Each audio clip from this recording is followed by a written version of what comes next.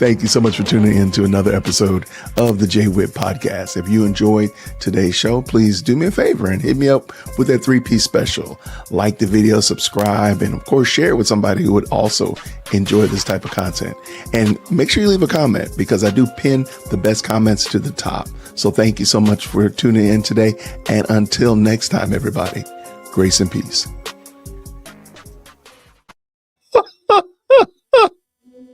Hey, do y'all ever remember, I think it was John Maxwell. I think he had a book, and in one of his leadership books, it was like begin with the end in mind or something was one of the principles. It was one of those back in the 90s, late 90s into the 2000s. Everybody was doing these self-help books, and one of them had like this again, a principle like begin with the end in mind, like what you really want it to look like at the end. That's what you want it to be.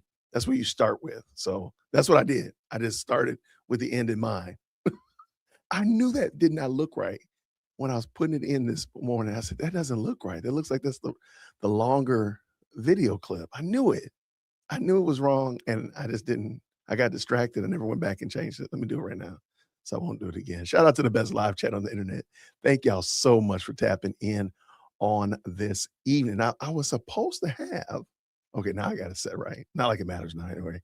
Anyway, I was supposed to have a guest come on.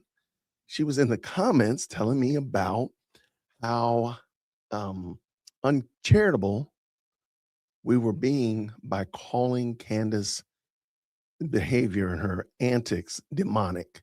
And I'm going to take the time, and I'm hoping that she still will come.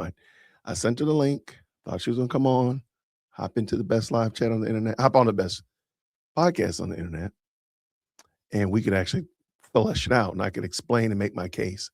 And I wanted to, the premise of this discussion is why is it that every last one, without fail, every Candace Owens apologist is biblically illiterate? Why is it that they never, ever, ever come with any kind of biblical refutation for Candace's behavior, or biblical support rather for Candace's behavior? They never do. It's all just feelings and vibes, feelings and vibes. So I'm gonna give the young lady a few more minutes. I thought she was gonna hop on. I'm checking my email. And it makes me sad because I really wanted to talk to her about this. And that was my whole premise. I just wanted somebody to explain to me, how do you make the case for Candace's antics from scripture? That's my premise. And so, if somebody else wants to take her place is, her name is Nicole, and it doesn't look like she's hit me back. So I think she might have stood me up. That makes me sad. That makes your boy sad a little bit. I want to just make my case. And then if nobody does, well, that would be unfortunate. That makes me sad. That makes me sad. If that be the case, I'm going to give you the biblical text that you can look at, and you can make your case next time you're talking to a Cantifa member and you call her demonic. Like, you can clearly outline why biblically you can say that Candace's behavior is demonic, of the devil, evil, vile, wicked, all that kind of stuff. It's not just feelings and vibes, and I don't like Candace, so I call her wicked. No. You actually have biblical support for this argument, and I want to make sure you have it. All right. Because there isn't any, what she's doing is evil. I want to make sure we are fully grounded in this. You can't make a biblical case for Candace Owens. It's impossible. Well, I agree with you 100%, but I just want to make sure people are aware. I had 2 people come in the comments today, and they were really, they were coming for your boy. They had a lot to say to me. I saw Baron Coleman say widows are not mentioned in the Bible. He was waved the Bible in there. See, Baron Coleman is a complete and total idiot. I'm sorry, and I don't want people to get offended by this, but he's a complete and total buffoon. I don't know why y'all listen to him. Wolves of Finance, Project Concept. I don't know why y'all listen to them. Maybe they're okay as podcasters. Maybe they're okay. Maybe Wolves of Finance is good at doing your accounting. But I sure enough would not listen to these people for any kind of biblical knowledge. They're complete and total idiots. Baron Coleman's an idiot. Same thing with Zach. Put Zach in there too. Complete and total idiots. Leave the Bible alone. Make your case apart from scripture because you are in unfamiliar territory trying to make a biblical case. So for him to say this, I don't doubt it. He said it. I really don't. That's the bad thing. I don't even have to know it. I believe he would say this. I believe it. And I got this bad feeling. I might pull up because I got Baron Coleman gave me his testimony of how he allegedly became a Christian. And I don't know. Maybe I should just do a reaction to it because it's pretty vacuous. It's missing a lot of key elements. It's missing a lot of key elements. So maybe I'll do that, and maybe I'll just perturb Baron Coleman by making a mockery of his testimony. I might, just because. All right, it was crazy. He was clipped on another podcast. I would never watch him. Okay, I might have to ask for it now. Like the word widow isn't found in the Bible. I mean, that's one of the reoccurring characters throughout the Old and New Testament are widows. Like there's a lot of widow, for crying out loud. Ruth is a widow. Ruth, her mother-in-law, and her sister-in-law are all widows. But you can't make that stuff up. If somebody finds that, please email management. Please email management if you find that. I actually would kind of like to see that now.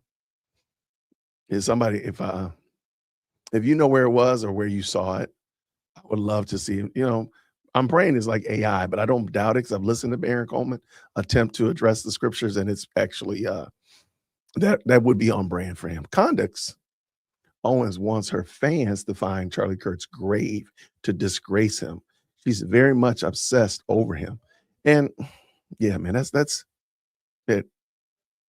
Yeah, that's shout out to you, man. Thank you so much, Chisel. Yeah, that's some grade A wicked stuff. But I'll be honest with you, I really think that she does these things because she wants a response from TPUSA or Erica Kirk directly. So she'll say these types of things. Don't be surprised when she brings the children in. Don't be surprised. That's all I'm saying. He said it wasn't mentioned anywhere. So widows are not mentioned anywhere in the Bible. Yeah, Baron Coleman, you are a clown of the highest order, man. I mean, like Ringling Brothers, come get your clown. His name is Baron. I mean, the whole entire, I forgot what chapter it is there's actually an entire chapter about how to provide and care for widows. But there's the word widow is not used in the Bible. I mean, the widow of Zarephath. I mean, there's so many examples that I almost think he was joking. All right. I did not watch the speech that Ben made at UPenn. Maybe we'll watch that afterwards. Maybe we will.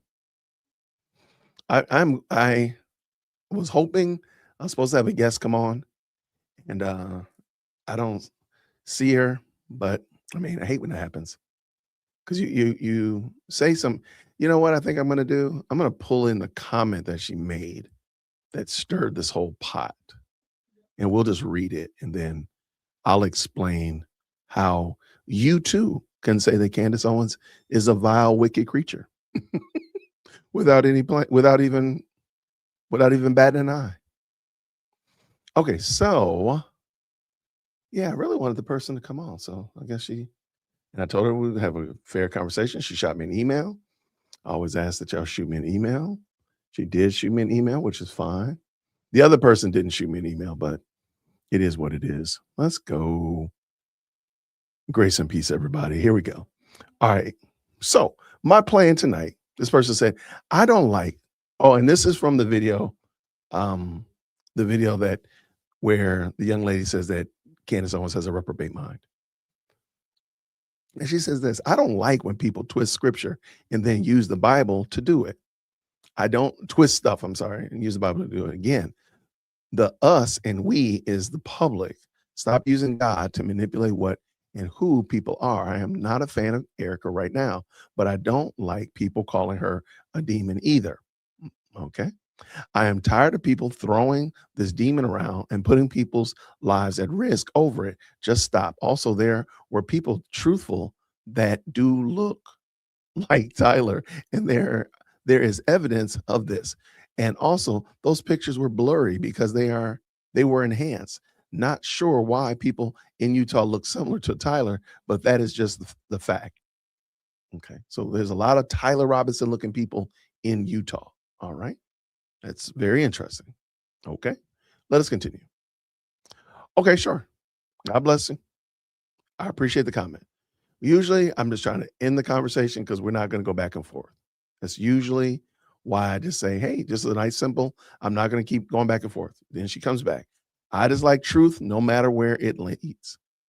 Okay. And I said, oh, well, you came back because, I don't want you to come back. But anyway, here she goes. So now I'm going to ask you, can you help me understand this?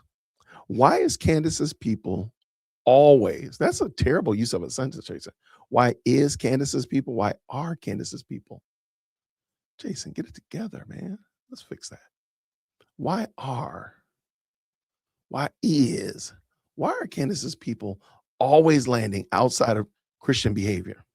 Like, not once have I seen a person who supports Candace say that they're praying for Erica Kirk. I've yet to see it. Not once have I seen a person who supports Candace Owens saying that Candace Owens is correct biblically from the book. As Martin Luther said, convince me from the book. Let's continue. Now, so I asked a very simple question. My simple question, even though I had some bad grammar there a moment ago, was why are Candace's people always landing outside of Christian behavior? Like praying for, being measured in our words, all that kind of good stuff. By the way, the book of James, my pastor's going through the book of James. He crushed it yesterday about judgment. It was actually really, really good. So if you want to, the playlist is on my channel. It's called the book of James. My pastor's going through the book of James, verse upon verse. I think we're on week number 11 or 12, something like that. So we're making our way through. If you're interested, check it out. So I said that. And then notice what this woman says. Move myself out of the way there. We are nothing without it. I don't know where we're going. I follow both sides of everything, but most importantly, when it comes to the case, I follow the court filings. That's very interesting. She says she follows the court filings. Then she would know that most of the things that Candace has said out of her mouth are not been true. I don't understand why are we arguing if the filings say something different than Candace, then are you going with the filings? Just wondering. When it comes to people being attacked, I use my common sense. Notice she hasn't given any scriptural reference for why, because she told me up here earlier, she doesn't like when people, I don't like when people twist stuff and then use the Bible to do it. Well, why are you not correcting these people according to the Bible? I'm just wondering. I'm just asking questions. I used to love your channel for your Christian views, which I think is very interesting. I don't understand now why such personal attacks on people, mainly Candace. Can I ask why? Is it just for the views? I told her, hey, and I said, that's a very interesting take. I will gladly talk to you about it. So here I said, Candace has never attracted Christian response from her base. What would be your biblical explanation for her behavior? Notice she's not going to answer that question. And then I said, oh, and your question was great. I can invite you onto the show and I can answer your question about my platform. I would gladly answer her question. And I thought she was going to come on and she stood me up. And it says here, was just looking for a response. LOL, but we can always set something up.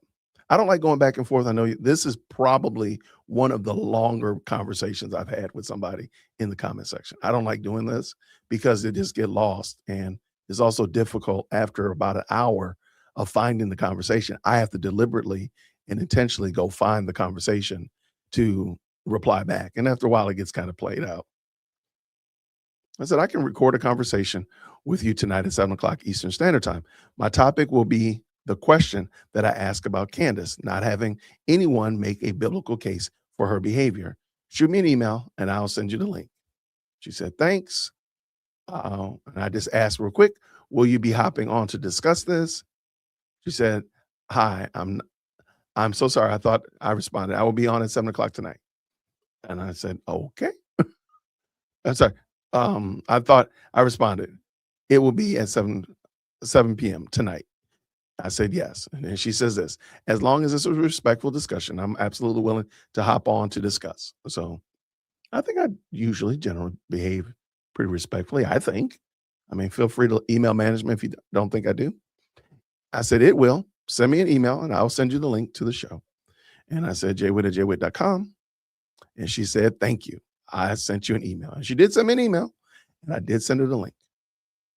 And she has stood me up. Makes me sad in my soul. I don't like that. That makes me sad. I don't like being sad like that. I really don't. So what I'm going to do, shout out to SC Dog. She's been a member for 2 months of this. I have an acquaintance block me because I called out Candace and her demonites. She said Candace Owens has proof. I asked for the proof, then I was blocked because they don't have proof. And matter of fact, let's go ahead and jump into that. Shout out to the best live chat on the internet. I really do appreciate y'all. I'm just going to go through scripture that shows you that Candace is wrong, that you can reference, you can jot down these scripture verses, addresses, and then you can just go ahead and talk. Next time somebody says that, you can say, no, you have a biblical case for Candace Owens being out of line. And she's wrong. Not because I say it, not because you say it. Scripture says that she's wrong. I am going to be convinced only by the book. Convince me by the book, and then we're good. If the scriptures say thou shalt destroy widows and talk bad about them, then I guess hey, Candace is on the mark. But the scriptures say elsewhere, or elsewise rather, we got to go with what the book says. If the book says, oh, you can just take the word of one person as a witness, you don't need another witness or a plurality of witnesses. You don't need that. Just take one person's word, and then you can go ahead and do it. If that's what the Bible says, then I'll just do it. So that's actually where I want to start. I'm going to make the case, and I don't think I have to make the case. I think I'm making a very solid and cogent argument that, number one, you can go to Exodus chapter 20, verse 16. It says this, you shall not bear false witness against your neighbor, period. That's it. Thou shalt not lie. People like to call that one the thou shalt not lie passage. And we know this is from, and I'm using Bible Hub. They do a great job of giving you all your cross references as well. This is in your 10 commandments. So a lot of people like to say, oh, I stick to the 10 commandments. Well, the 10 commandments say thou shalt not lie. Let us continue. You shall not steal. That was verse 15. Verse 16, you shall not bear false witness against your neighbor. You shall not covet your neighbor's house. And we got all of that kind of good stuff like that. That's why I say that wholesale, Candace Owens violates all 10 of the 10 commandments. I mean, without even batting an eye. Let me pull this in and show you, just in case you think I'm making that up. All right, I like using the ESV, the Elect Standard Version. Ha ha ha. Let's go. The 10 Commandments. And feel free to let me know which one Candace hasn't violated. And God spoke all these things, saying, I am the Lord your God, who brought you out of the land of Egypt, out of the house of slavery. You shall have no other gods before me. Number one, she's already violated that. Number two, the next one rather, you shall not make for yourselves any carved images or any likeness of anything in heaven or above or anything on earth or beneath or anything in the water and under the earth. Yeah, we got that one. That one's going to be a problem. Let's keep it going. You shall not bow down to them or serve them. For I am the Lord your God, is a jealous God, visiting iniquity of the fathers on their children to the third and fourth generations of those who hate me, but showing steadfast love, and to thousands of those who love me and keep my commands. Can y'all tell me that Candace does that? I'll wait. Tell me that Candace does that. You shall not take the name of the Lord your God in vain, for the Lord will not hold him guiltless who takes his name in vain. It's kind of like saying, asking God to co-sign your foolishness. Can you tell me that Candace doesn't do that? She does it wholesale. Remember the Sabbath day and keep it holy. 6 days shall you labor and do all your work. But on the seventh day, the Sabbath to the Lord your God, on it you shall not do any work. You or your son or your daughter or your male servant or your female servant or your livestock or the sojourner who is within your gates. For 6 days the Lord made the heavens and the earth, the sea, and all the things in them, and rested on the seventh day. Therefore the Lord blessed the Sabbath day and made it holy. Let's keep going. Honor your father and mother. That is that your days may be long on the land that the Lord your God is giving you. Now, I think this one is, well, first of all, I think she has dishonored her mother and father. I think we can make the case that she's disowned her actual biological mother and father, hands down. But this also can be used or also be considered those persons who are elder over you. Like, for example, church elders or persons who are in leadership or eldership over you, like your teachers or persons even in authority. So I think hands down, if you want to do that, you can't make the case that she hasn't violated that. But let's continue. You shall not murder. I think we can probably at this moment say that we don't know emphatically that she has ended anybody's life. The way that she's moving, we probably will find out that she was involved with Tyler Robinson and had something to do with it. So at the current moment, this one we're going to just put like a little asterisk next to it. You shall not commit adultery. Well, we already know that she had the hots for Charlie Kirk. He wasn't her husband. I'm sorry, you can't beat that. You can't beat those charges. You shall not steal. You shall not bear false witness against your neighbor. You shall not covet your neighbor's house. You shall not covet your neighbor's wife or his male servant or his female servant or his ox or his donkey or anything that is your neighbor's. I think do I need to continue? I think it's fair to say Candace breaks every last one of these. There's only one that we're at the current moment, the jury is still out on.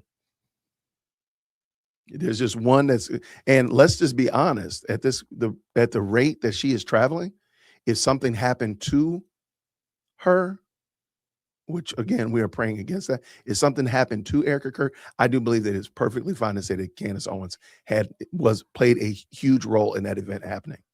That's just it. There's no other way around that. So the reason I was doing this show, and if you're just hopping in, you're like, what is Jason talking about tonight?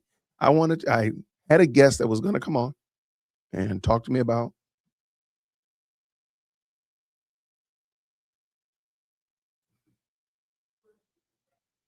what? Hold on one second.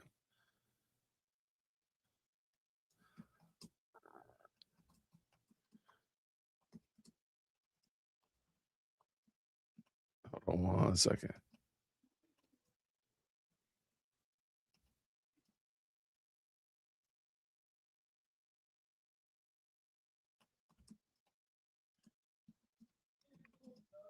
All right. She did reply. She just sent me a message. I'm gonna take her off the list because it looks like some things came up for her.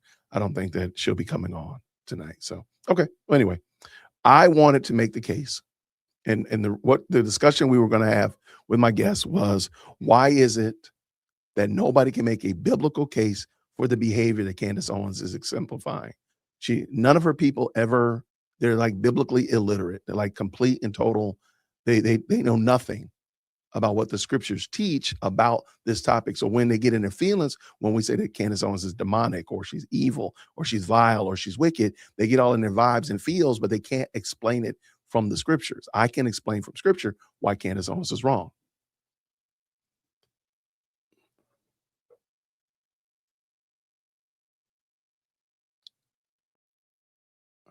Hold on one second.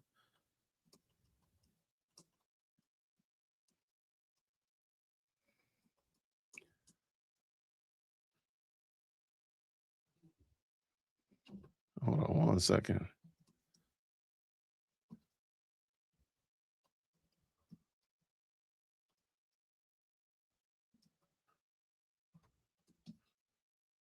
All right.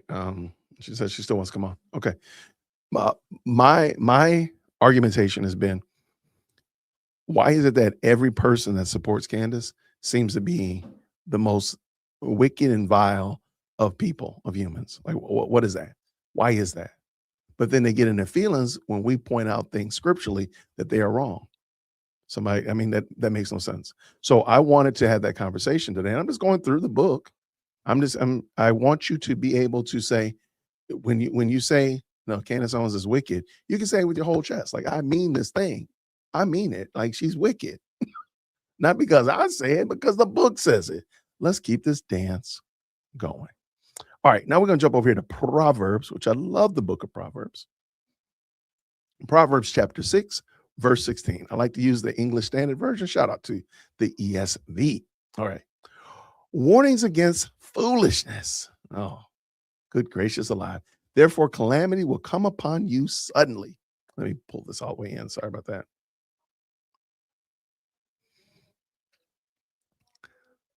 Therefore, calamity will come upon you suddenly in an instant. He will be shattered beyond recovery. There are 6 things the Lord hates.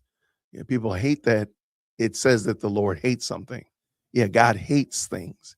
Sure, God is love, but if you love something, that does almost mean that you hate other things. If you love your children, that means you hate the idea of children not being here. If you love your spouse, that means you hate the idea of breaking up families. If you love God, that means you hate the idea of despising and chastising and rebuking and being disobedient to God. Love and hate work hand in hand. 7 things that are detestable to him. You want to tell me which one of these that doesn't apply to Candace? Haughty eyes, a lying tongue. Let me know when you hear one that doesn't apply to her. Hands that shed innocent blood, a heart that devises wicked schemes. I'm just waiting. Feet that run swiftly to evil, a false witness who gives false testimony, and who stirs up discord among the brothers. Is she innocent of any of those? And let me just be fair. We all do these things. We all do these. Hence why we need Christ. Hence why we need a savior. But see, I have no problem saying that I need a savior. I have no problem saying that I need Christ on a regular basis. You won't hear me saying it bothers me when somebody talks about God. It bothers me when somebody says God or God loves me or any of that nature. You won't hear me saying that, but you hear Candace say it all the time. Oh, wait, you didn't hear Candace say that? Oh, why do you? Well, let me bring that video in for you then. Why don't I? Let me bring that video in for you. I thought this is a fun one too. I got a couple little quick snippets I was going to bring in. Oh, my guest is here. What do you know about that? I have a guest. How are you? Well, Can you hear me? I can. Hello, Nicole. How are you? Good. How are you? Quite well, thank you. I did not expect you. You're not definitely. I got your email, and as I told you, you didn't have to. Oh, thank you. Yeah, I'm sorry about that. No, okay. Well, I appreciate it. I felt bad. Well, I read over our conversation out of the comments section, and I wanted to maybe make sure we could understand a little bit more perfectly, and then also answer your question that you said about my channel. But I did want to make sure I asked and heard your response for what I'm missing and not understanding the biblical response for Candace. And if you don't mind, if you could help me understand that would be great. Okay. Well, I mean, I can't speak for Candace. I mean, but I think everybody calling her a demon is just wrong, The I same can hear you. the same for everybody else. I don't like the attacks that are going on with everybody calling everyone a demon out there when, it's just a little ridiculous at this point. Oh, that's fair. Let me ask you this. It would be fair to say that somebody who is a demon, demonic, evil, would have certain personalities. Is that fair? Yes, that is Traits or fair. characteristics. So would you say then that maybe somebody who potentially lies often would be somebody that you would be okay saying that person is categorized as evil? Would that be okay? Or would you agree with that? I mean, Like if all I'm doing, if every time I open up my pie hole, people are saying Jason is lying, and Jason be lying all the time. Jason said he got 9 kids and he lives in a mansion that's, 50,000 square feet. Jason is lying. He'd just be lying. Yeah, you're Would you be lying. That just would makes you you a be okay in sinner. saying, but It say again? just makes you a sinner. It doesn't Oh, necessarily make you evil. but that's fine. But you would say that definitely It Jason depends and what your I'm lie is about. Right? It I depends am what you're lying lying about about. Nicole. I'm lying about what I have in my drink right here. I lie about my bank account. I lie about the bad things that you do. I lie about the good things that I do. I'm just lying. Would Okay. you be okay in saying, yeah, Jason is not demonstrating somebody, and I profess to be a Christian. Would you be okay in saying, yeah, Jason, we might need to look at your profession a little bit more? Would you be okay with that? No, I mean it's not. No, you wouldn't. Why It's not? not okay.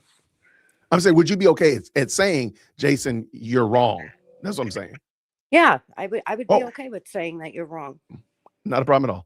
What if every time I put together an idea, I've talked about that on the show a lot, that I like coming up with ideas, doing stuff, whether it be helping young people come up with a way to make money over the summer or ways to grow your channel, stuff like that. What if every time I came up with an idea, it was actually an evil, wicked idea, like how to rob somebody, how to get over on your taxes, how to cheat on your spouse? Would you say that maybe that would be wicked? Would you Okay, agree? yes, that's Okay, absolutely. so you agree I there. So we got Me the and you agree on that.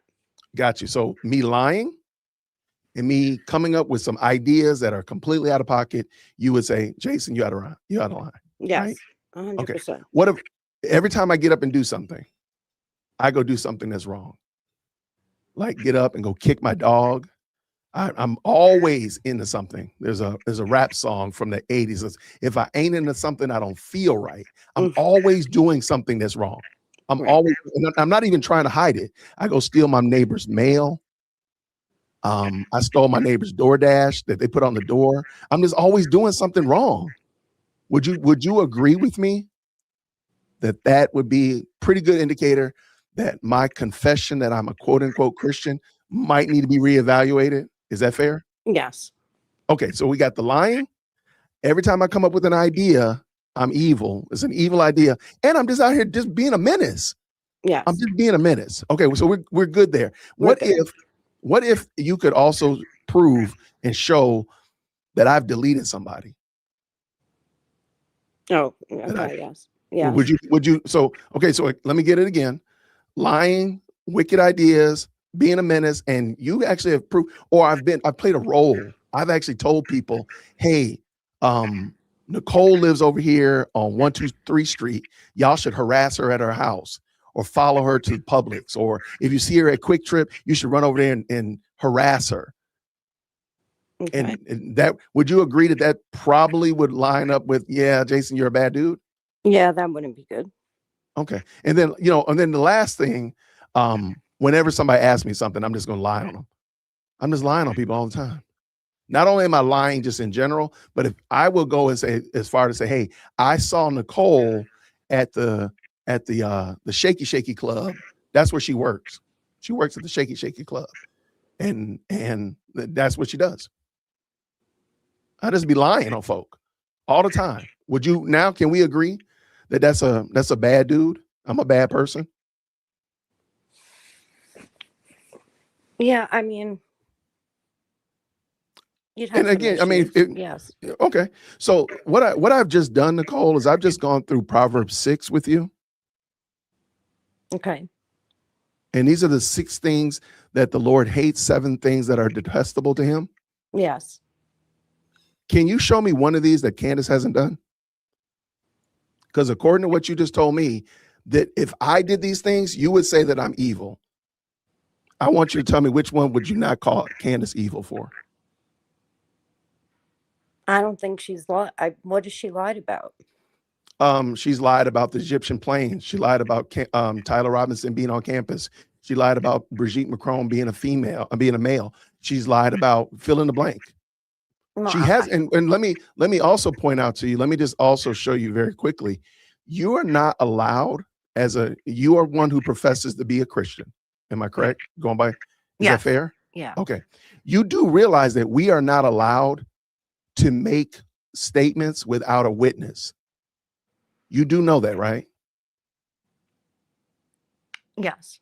Okay. So I can't say that, for example, being something wicked, Nicole cheats on her taxes. Okay. I have to have proof. I have to have some evidence that shows Nicole cheats on her taxes. Otherwise, I've just lied on you. You Okay, do know that, right? but she's saying she does. So What? But has she shown it to you? okay, so if I go step by step, Let's go with Egyptian planes. there's proof that Egyptian planes have been there. It's Where? What is the documented. proof? What is the proof? I mean, even Baron Coleman has gone through 3 this. days plus, 3 days minus. That's a lie, Nicole. Respectfully, that's a lie. Today is Monday. What do you mean 3 days plus or 3 days minus? On her quote unquote data sheet, she said that Erica could have come 3 days prior or 3 days after the plane. So today is Monday. She wants me to believe that if the plane came to Atlanta on Saturday, that means it was following me, even though I only got here on Monday. Yeah, but I think she's clarified. No, she never did. It. I think she didn't. I think people misunderstand. But no, why are you bending over backwards to justify that though? I'm not though, because but you are. People, that's the thing. I think what people misunderstand is they twist a lot of what she says, or they misrepresent what she says. Let me ask you a question. Where do you live? No, I'm sorry. Just give me the general area. I don't want to know where you live in New York. What's 150 miles away from you? Respectfully, what's 150 miles away from you? Oh, I don't know. I don't know. I'm not familiar with New York. So let's just say New Jersey. Let's say that's probably closer. Okay, New Jersey is 150 miles away. You do realize that her Egyptian plane story also had a plus minus 50 to 150 miles. But if not only could have come 3 days before or 3 days after, but it could have been as much as 150 miles away. She's saying that means that they're following somebody. Right, but she clarified this and said that it wasn't following Erica, it was following Turning Point faith events. It wasn't following 3 days after.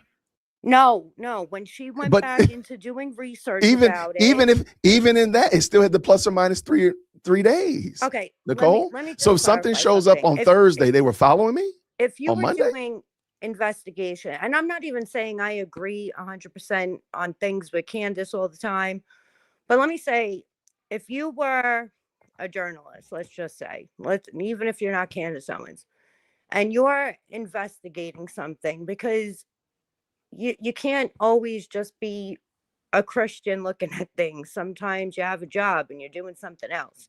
So hold on, wait. Now you definitely do not want to walk into that bee's nest. And you're investigating something the same way cops investigate crimes, right? Yep. And you're following a lead. Sometimes that lead is going to go somewhere. Sometimes it's going to change, and that's basically what she's doing. So that's what happened. She was investigating something, and then she found out it led somewhere else. She thought it was following Erica, and it turned out it was actually following Turning Point faith events. But she also had no proof that any of those things were that anybody, Erica, Charlie, Turning Point Faith, she has no proof of what they were doing.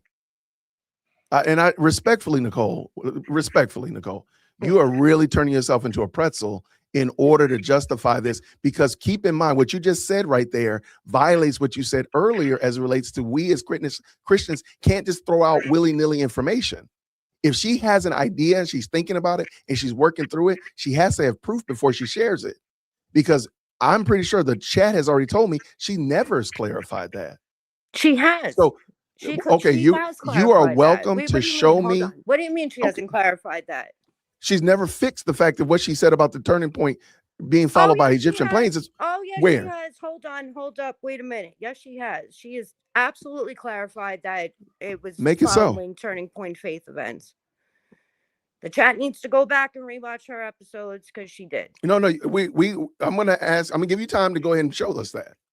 Because it's been in plenty of her episodes where she said that she found out it was actually tracking Turning Point Faith. It wasn't But she's never just. shown us that she knows that was a Turning Point Faith plane. You do see that's the problem. She said it was She's following never. the events wherever there was a What Turning does that Point Faith mean? event. What does that mean though, Nicole? Because they were tracking the flight patterns. For what? What do you mean for what? For what? What, a plane following another plane? This is not some 80s chase movie. Get in the cab. Follow that cab. This is not one of those. You're talking about a plane following a plane. Yeah, that doesn't make sense. And again, you've never justified the 3 plus or minus days. What 3 plus or minus days? That's listen what I'm not again. understanding. Okay, no problem.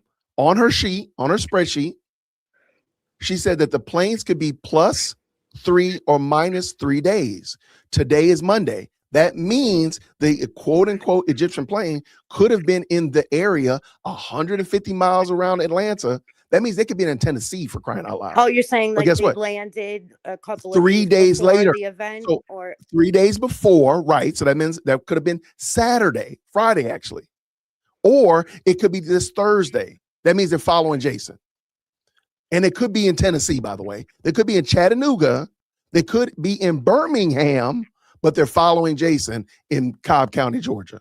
Oh, I didn't remember that part. So that's why I'm saying, so respectfully, I just remember that's why when she clarified that she found out that it was actually following Turning Point. You know what? They could have been following Jesus for all I care at this moment. Right. You're still 3 days late. They came to the tomb 3 days later. They late. He done already rose, dude. You missed it. I get what you're saying. So can we agree? So now I got to come back to my original commentary. Right. Is that not evil that I've done that? Because now I've besmirched all of this. I done cast all of this confusion into the mix. And by the way, let me just show you one more thing that the Lord hates, because I'm having a good time talking about this. One more thing that God hates. Not only does he hate a false witness that shares false testimony, but you know what he does? And those who stir up discord among the brothers.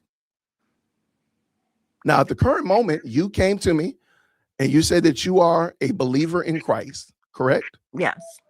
We have discord because of why? Because I'm bald? Because you live in New York? No. Because I'm talking loud in my studio outside of my kitchen? No. Why do we have discord, Nicole? Tell me why we have problems or why we're having this conversation. I guess say it with me, boys and girls. The video that was posted with the comment. Get down into the weeds. Get down into the weeds. Who are we talking about here, Nicole? Well, I had a disagreement regarding a video that was posted. What was the video about? Was it about oil changes? No, it was about Was it about clipping toenails? It was about who? It was about Candace. Got you, because she's sowing discord among the brethren. It would have been, yeah. I mean, it would have been. We would not have had this conversation. We wouldn't be having this conversation if she wasn't saying the dumb stuff that she says. I don't think it's. Would we be having these conversations? She literally said there were multiple clones, or I'm sorry, made the body doubles. You called anybody a demon. No, I don't think. But watch this. If you said, I'm not a fan of Erica Kirk. I don't like people calling her a demon either. So well, okay, fine. But you know what? Guess what? I wouldn't. There's no reason for me right now to accept anybody calling you a demon. Right. Erica's not here. Candace is not here. I wouldn't. But guess what? If I was exuding the behavior that you had already abominated just a few moments ago, yeah, and you said Jason is dirty. Jason is no good for nothing. Guess what? I deserve it because I've been lying, I've been cheating, I've been running to do evil. I done deleted people, or at least played a role in it. I'm bearing false witness, and I'm sowing discord. And you have not shown. I can't say that because she has just because she doesn't release sources doesn't mean she doesn't have witnesses. I mean, there's a difference there. So let me ask you a question. Do you honestly think Candace Owens would be Macron thing? Everybody blames her for that, and they don't realize that never came from her. That came from someone else. It came from another journalist, and everybody says, "Oh, Candace said it." she got that from another journalist she worked with. She Yeah, I wasn't know. in I know what France. She didn't I discover followed that along. fact. I followed along. And guess what? She deserves all the heat and the But I'm just Hades that she's saying, catching like, because of it. she believes it because of what another journalist found. So you can't say Candace is to blame for that fact that she believes something that a journalist found out. I mean, But the she did journalist not actually create wrote, those facts. She no, just that's fine. She believed did. the She facts believes that those were facts. found. That's fine. She actually, because Xavier Pritchard actually published the book, Right. Becoming Brigitte. So So why he's did put his Candace get so evidence much out hate there. for That's fine. something Where that is the was evidence of presented to Candace's? her as fact? It's That's fine. And she that's why we're just not further arguing about went the Brigitte. down and investigated more. I mean, that's not Mhm. something that makes So her with her evil. investigation, because I don't know this, maybe you don't, or you do, I don't know. Police and investigators are not allowed to go with half a thought and present and posture half of we're working on this theory out there to the audience and crowdsource it. They're actually not allowed to do that. You do know that, because that would be like that would ruin their entire case. So if she was really serious about it, she wouldn't be doing something like that. But I mean, hey, maybe that makes sense to you. But tell me. Uh, what do you feel that you don't? I mean, why is she wrong about that when it came from someone else? No, okay. Let's again. I'm going back to we're going right here to this case right here Okay. to the Charlie Kirk. Why is it? Because my initial question was, why is everything that Candace does Okay. and everybody that supports Candace, why is their behavior not behavior becoming of a Christian? Oh, That was my question, with and that's where I'm going. with this I'm still. case. Yeah, with this case. So let's look at the most recent shenanigans. She Okay. wants people to find Charlie Kirk's burial site so that she can determine whether or not he was cremated. She doesn't want people to find it. That's not. She never That's a said that. lie. She just asked the question. It was She he wants or people was to he find not? it. I'm not making that up. I She think wants she people just to asked the find his question. burial Was he site or so was that he she can not? confirm that he was not cremated, as if that mattered. Yeah. Was he or was he So not? I what does it mean, matter? What's I the don't know benefit why of it? it matters. I mean, So can we agree that that would be? I don't know anything about your story, Nicole. Can I we mean, agree if I were doing that to your loved one that you would probably feel comfortable in saying Jason's crossed the line now. Jason is he is wrong for doing that, because I want to find where Nicole's goldfish was buried when she was in 5th grade. I need to know where that goldfish was buried. Can we agree? I give her a little bit more grace there because of the Why? relationship that they had, and I think it's a little different. So you would be okay if I said, I give for whatever. Candace deserves a little bit more grace. They had a very long, intense friendship. I think it Do you deserves feel more. that? Do you feel that that's true? Yes, I hundred Do you percent, would do you feel a like hundred and her ten behavior? percent. I Oh, no, no believe. problem. Do you feel like the behavior that she's exuding toward his wife, toward his ministry, toward his children, is one that you could support I want if to somebody take was the doing it? children out of it because I think But I mean, children are you're innocent. tacitly doing it to the children as well, because they are one day going to become adults or become As you can older hear, and see what's my been going little on. one. Oh, no problem. Okay, but let's um, can we agree? Can we agree that if this were happening to your loved one and I were doing this to your loved one, your family, and your ministry that you started, all in, and I claim to be your friend, can we agree that, yeah, but we might need to have a conversation about Jason's friendship, because I don't think this is demonstrating it. I don't know. Because I guess I view it differently because I feel like What she would be has a right. your, I feel like she has a right to be doing what she's doing. I mean, I do, because I feel like she gave Erica a lot of grace. And when Erica started lying, that, because you're Can not seeing the other tell side of it. Okay, Like tell me. You know what? That's fine. Tell me, because maybe Erica falls under this. Tell me what Erica's lied about, please. stuff that she shouldn't have. Like, Such as what? I think foolish things, like things that were nonsensical lies. Like what? Like, why would you lie that you never had a boyfriend? Like, why would you lie about what kind of degrees you had? Why would you Uh, lie about where your GPA? All foolish things that you shouldn't even lie about. Like, nobody cares about that kind of stuff. Okay, Like, Nicole, how old are you? you don't need to lie about those things. How old are you, Nicole? What? How old are you? 41. Got you. Have you ever told somebody that you're 29? No. Have you? Are you familiar with the every woman is 29 years old? I know people do lie You, about their you, age. you know what I'm talking about, right? Yes. Okay, so you're familiar with it. Now, would you say that that's an egregious lie if somebody said that they were 29? If your girlfriend said, "Oh, I'm 29," or my wife is going to be celebrating the 30th anniversary of her 29th birthday, would you say that that is an egregious lie? No, I don't think it. I don't think But it you just is. said But that I she don't lied. think you should be lying. I don't think you should either, but let's just be honest, though. But if it Do was people say Candace, everybody would attack her. So I think no? Because we've actually let her slide on a lot of those things, because there are things that we just kind of, look, I tell y'all in a heartbeat, I'm 52 years old, but if my wife, who's significantly younger than me, said that she's 29 years old, I'm gonna sell it.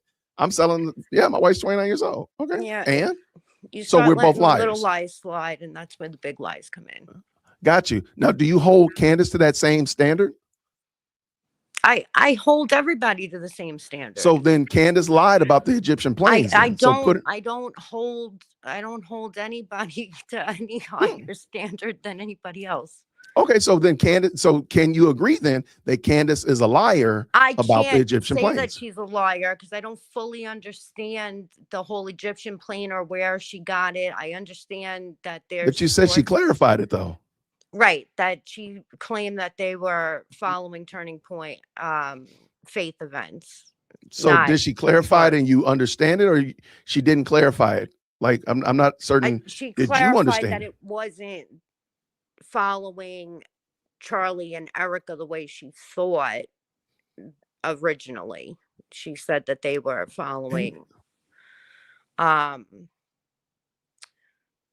Turning Point faith in particular. I got you. So let me ask you, if we triage these, let's just say, all lies are lies. All lies, one lies is damnable as 500. But would you honestly say that Erica 10 years ago saying that she didn't have a boyfriend is on the same scale as Candace saying that Turning Point was being followed by Egyptian planes? Would you say they're the same? No, because I still don't think that I don't know if Oh, that's let's a do lie. Mitch Snow. I don't know if Let's that's a do lie or Mitch she just Snow. got Let's wrong do. information. If somebody gives you wrong information, that's not a lie. Gotcha. Okay. Do you So, think but that's you're a willing. lie? If somebody gave you wrong information and you thought it was the truth, and then you go back and you clarify it, I mean, that's not a lie. It's a lie because I told y'all that I verified it.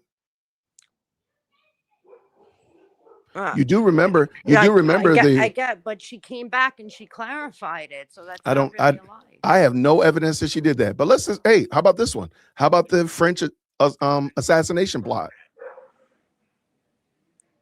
Remember when she said that she sent that information to the FBI? Remember that? Yes. Did she send that information to the FBI? I don't know. I don't work at the She did FBI. not. She texted to somebody that she knew that worked in the FBI. Yes. So again, say it with me, Nicole. Do you know Candace, someone at the say it with FBI me, to know Nicole. if she did or didn't? Say it with me, Nicole. Come on, say it with me, Nicole. Candace lied. Say it. It's freeing. I can't. See, I don't have the evidence to prove that she did or did not. But you don't have the evidence that If I Erica had said the a lot of the evidence, things that you just I abominated her have no for. problem to say that she did, but I don't have the proof to say that she did. Will you be getting a gold medal for these Olympics that you're doing? No, I'm telling you, I would have no problem. If I had proof that she lied, I have no problem saying I just told you she lied. I just told you that the woman But lied. I don't have the proof. Just like Wait, I wait. don't Oh, have the proof. Like everybody wants to say, oh, Tyler Robinson was the lone shooter. I, one, don't think I no, no. Let's believe not bring that that in because because I nobody said don't that. have the evidence Nobody's to arguing show that. that That's he actually going to be argued in the trial. So we didn't right. say that. And And I'm that's not what saying I that. But need. wait, I hold on. need the Wait. Oh trial my to gosh. happen. I need Nicole, evidence. I'm sorry. You need proof or evidence to the things that I'm saying in order to agree with them. Is that fair? Right. I need evidence. Okay. But you don't hold I need Candace to that solid exact same evidence. standard then. What do you mean? I don't hold her to the She same. hasn't shown you any lick of proof about the Egyptian planes. No proof about the French assassination plot. No proof of these things, but you want to hold Jason to the standard, but you don't hold her to the standard, Nicole. I hold. We might have to admit What do that, you mean? Nicole, you are playing. I What hold do you her enough mean? to You the just standard. literally just said that you don't have proof that something happened, and I just told you you don't have the same proof for Candace, but you give her all the movement. I but want I've my seen gold medal enough for proof to lyrical understand there's gymnastics, something there. please. I see flight patterns of a plane, an Egyptian plane going You somewhere. really? What that plane's doing, I have no idea. So Then why do you honestly, the believe it's plane, I real? really don't care Why do you about the think that it's plane real because though? what's on that plane, I don't know. See, look at all that. You don't know what's on the plane. You don't know if it was 3 days earlier or 3 days later, if it was in Birmingham or Chattanooga, but you think it's A-okay. But when I told The you plane is that kind Eric, of irrelevant at this point to me. guess what else is irrelevant? Erica's age, her GPA. That has nothing to do with Charlie Kirk being Why killed. lie about those things? But she didn't lie about them in this conversation. She talked about them before. That's why I asked you, have you ever had a girlfriend say that she was 29 years old? She just constantly Did she lie about it yesterday? Did she lie about it yesterday? Who? Erica, did she lie about her age yesterday or in the midst since Charlie Kirk has died? I'm asking you a serious question. Has she lied about her age? Yeah, because you said that her age was a big deal. Oh, so since it's a big deal, has she lied about her age I don't know since Charlie Kirk? Then why are we talking about it then? Her age? What do you mean? I never. Why are we talking about it her then? age. She's lied about dumb things. Tell me something else that she lied about that matters. Oh, that matters. Mm-hmm. How about the text message in Charlie's phone? Perfect. I love this one. I've had this conversation before, actually. So this is going to be interesting. So can I explain to you? I would love that.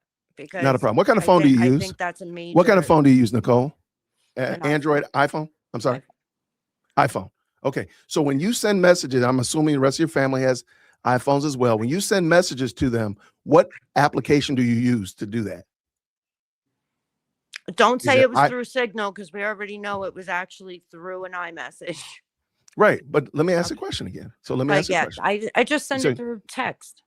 Oh, so you send it through text. Yeah. Now, is that the stock text app on the phone from your cell phone provider or the iPhone text message that comes with Apple? That's a serious question.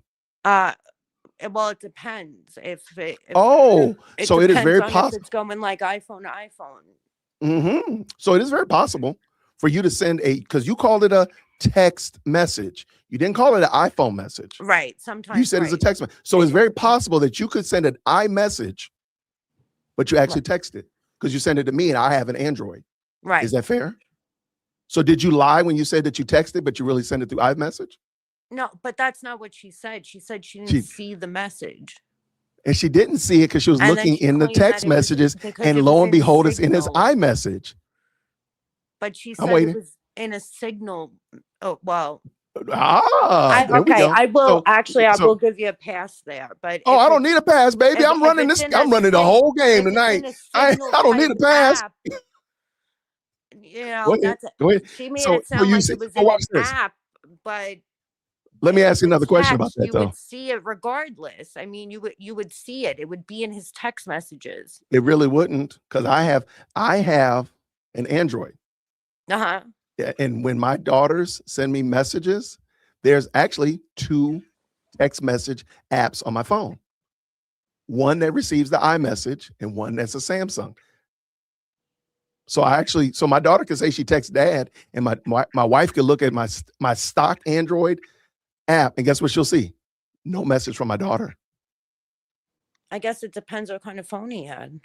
But my daughter, or watch this, or I tell everybody before, my editor, I text my editor But all she the got time. caught lying. Okay. Wait. No, but no, we're gonna stay Hold on, right I here for gotta a go minute. So back. just She got no, caught lying because she told, who was it? Was it Glenn Beck?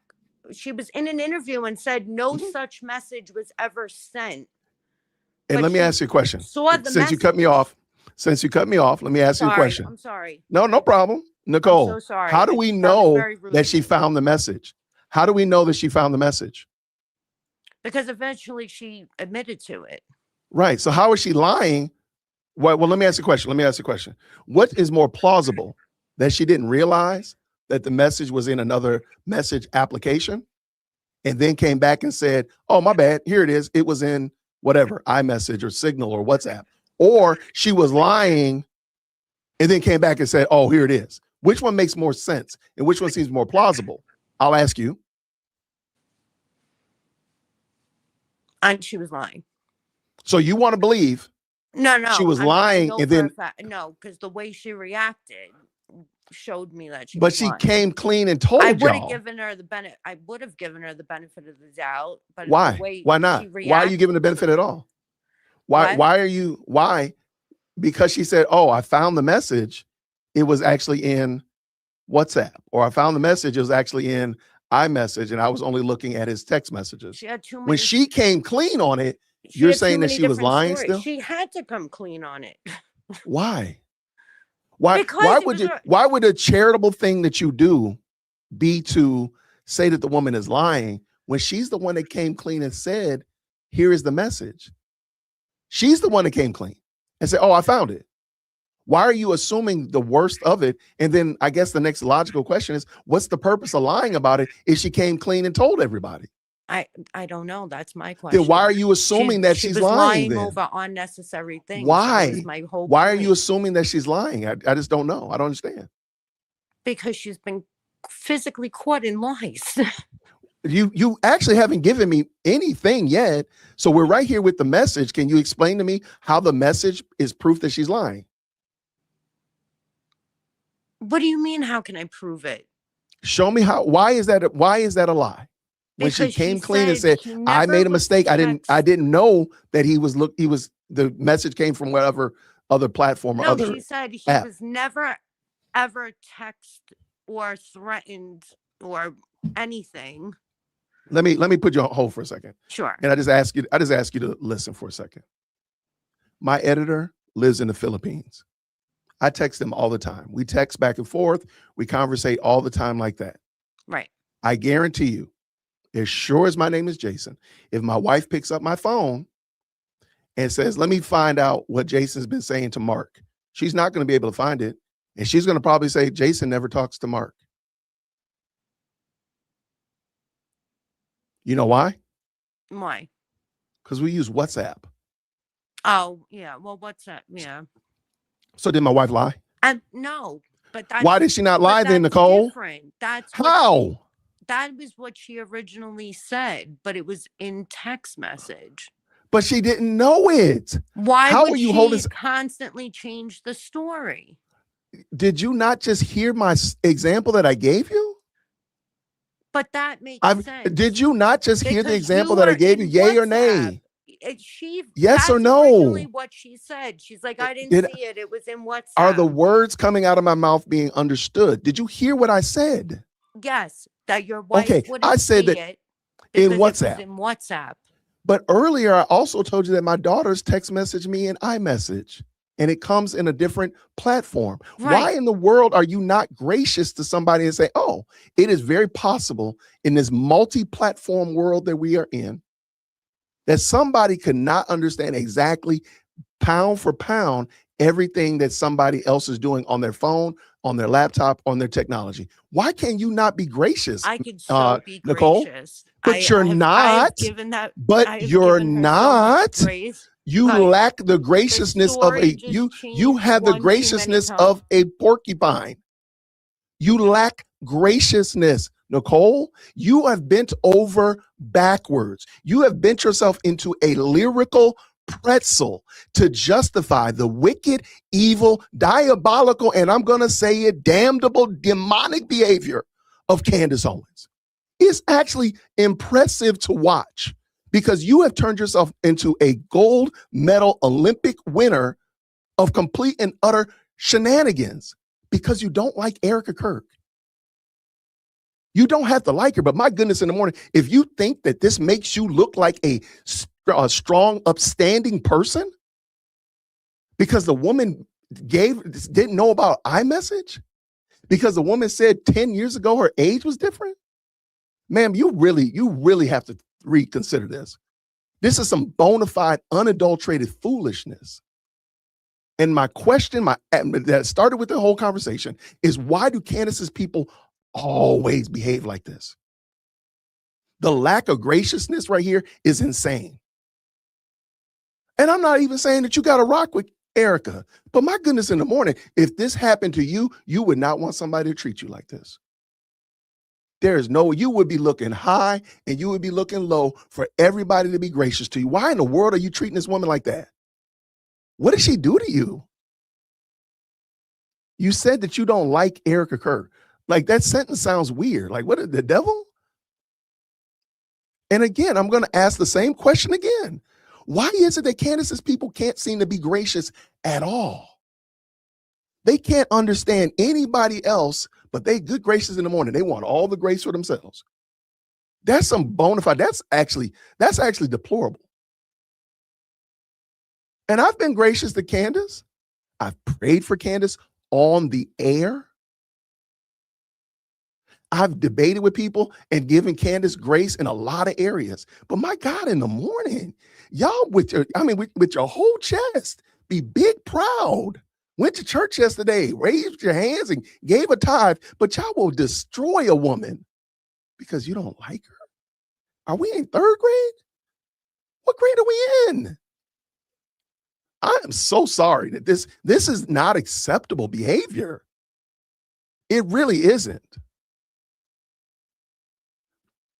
That's some great. I'm sorry that you find that you are okay with that.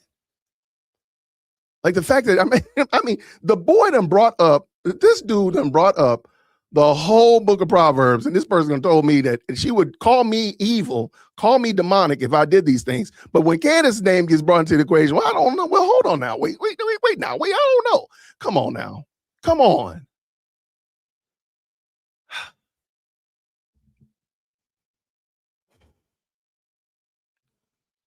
Let's do this. I never said I would call you demonic. I called you demonic for that list. I said you'd be a sinner and it was evil, yes, for some of those things. Isn't sin evil? Isn't sin evil? Come on now. Nicole, come on, Nicole. Come on, get a hug. Get a hug. Get a hug. Isn't it evil though? Aren't I evil when I do those things? I don't like when people turn around and call her a demon. Everybody wants to throw the demon word around. Like, it's crazy. I don't like the way she behaves. You want to claim everybody needs to give Erica grace, but everybody can go and attack Candace. Like, do we see Eric? Do we see Erica doing anything to the scale of Candace? We don't even see Erica speaking as much as Candace. No. Period. So with that being the case, then I mean, is it understandable that Candace has said more things that demonstrably are problematic? I've given you at least 5 examples. That, by the way, you have. I don't Mitch Snow. Problematic. Okay. Here, I'll go down a list. Here I go. I'm gonna go right off the top of the bat. Mitch Snow, Fort Haktua, the Egyptian planes, multiple Tyler Robinsons on campus, the exploding microphone, the SUV, the SUV. I need you to be quiet. I'm gonna put you on mute. Okay. The exploding microphone, the SUV interior pictures. Those are 6. Those are 8 off the top of my head. Give me a few minutes more. Oh, somebody crawled from underground. That was the underground statement. The bees. Remember the bees? The Mormon bees. That's 9. That you've never answered for, and those are outright lies. That was a dream. Those are outright lies, though. And she never once, you're mixing her up You with do see someone that else. you do see that you're justifying her, right? Right, But you're not giving me the justification, okay, saying, okay, well, Jason, because you're then just give me the attacking justification, say, her. Jason, I She see where you got never that from. Let it once ride. she never once said anything about an exploding mic, so that's not Candace. That's a lie. That's a lie. Okay. She's not the one that ever You thought are it was an lying. exploding mic. Other people You, brought that up. Nicole, are lying. Trust me, I know who thinks that there's I don't care about trusting you. I trust that you just lied to me. How? She's talked about the exploding microphone because the dummy Baron Coleman is talking. People believe in that. She didn't. That was not her theory. Other people believed in that theory, not Candace. It was a theory. I've watched her shows. She had a theory. But how come no one gives her grace that she lost a good friend? She just gets attacked because she doesn't believe a narrative. I mean, I don't understand it. And then anybody that says we don't believe the narrative is attacked also. Okay. I gave Erica plenty of grace. The poor woman lost her husband, but then when she started lying for no reason, it was what is a lie that she gave? What is a lie that she gave post her husband being deleted that you now feel like is justified to address her harshly? What is it? What did she lie about? Say that's addressing her harshly. Nicole, please. How did I address her harshly? Nicole, you just literally said now you don't agree with her because she lied. What are the lies she told? Erica Kirk? That's the only person we're talking about. An entire list of lies. Give me a lie. Give me a lie. I've talked about 3 of them already, and I've already knocked them down pretty well. And you still say you went down the list. You haven't given me any. Give me one. You defended why she lied and that we should give her grace for the lie. I didn't say no. I said it wasn't a lie.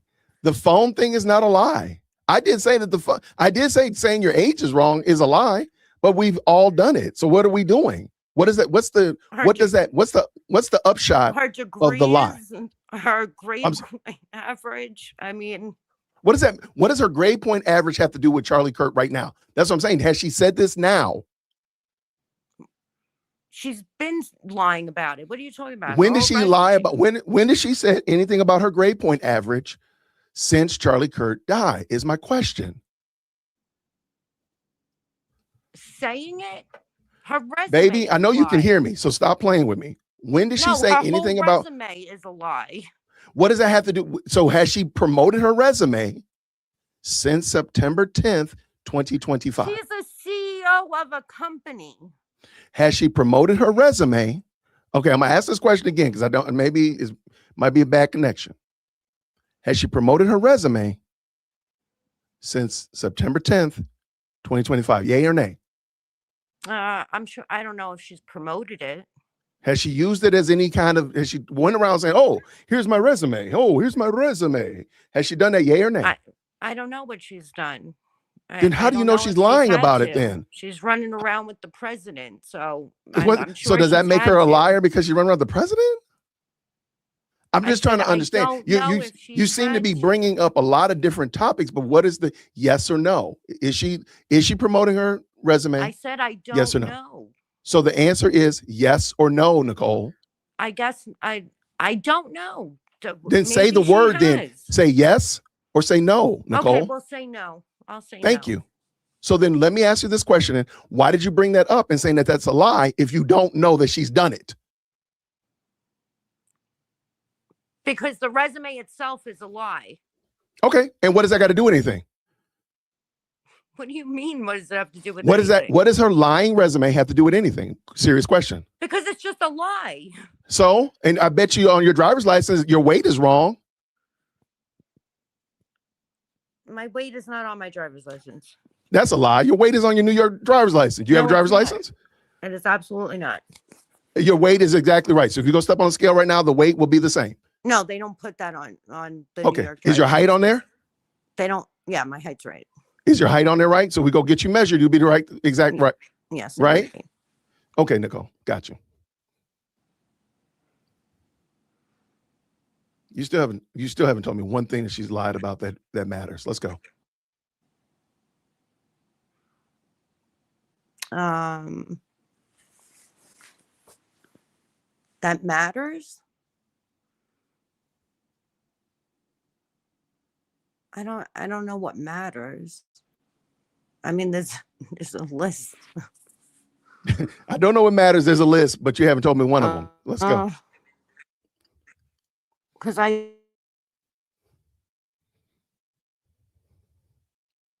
said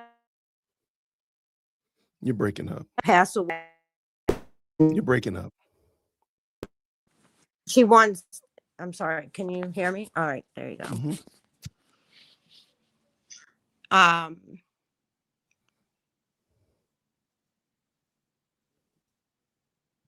I don't know, honestly.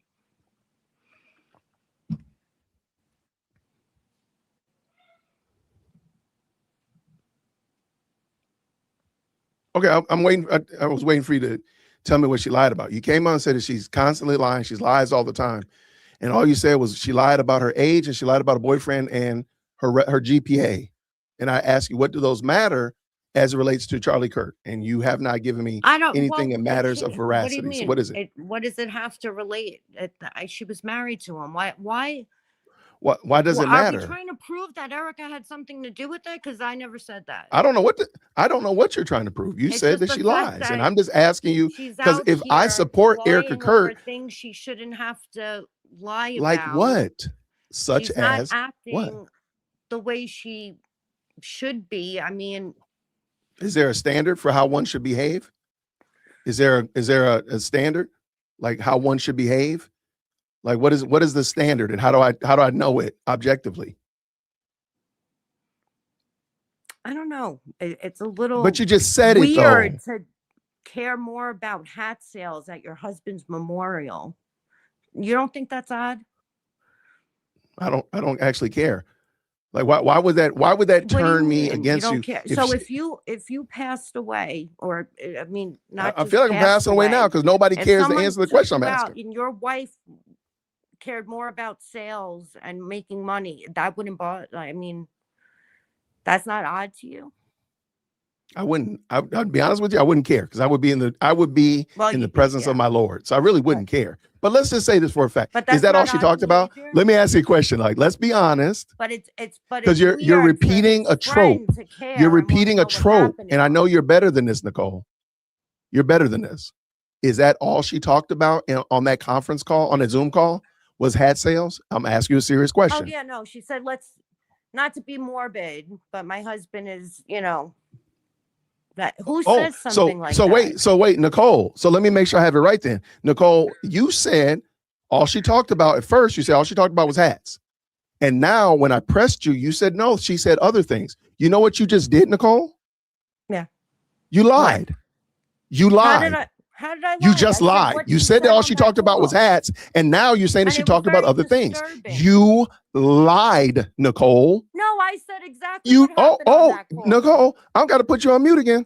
I got to put you on mute because you lied again. You lied. You lied. Now, you could say, I just misspoke. My bad. I misspoke. My bad. And guess what that would mean? That you're in the same exact boat as each and every one of us. But at the current moment, you sitting as judge, jury, and executioner on Erica because of something as simple as she talked about hats, but that's not all she talked about.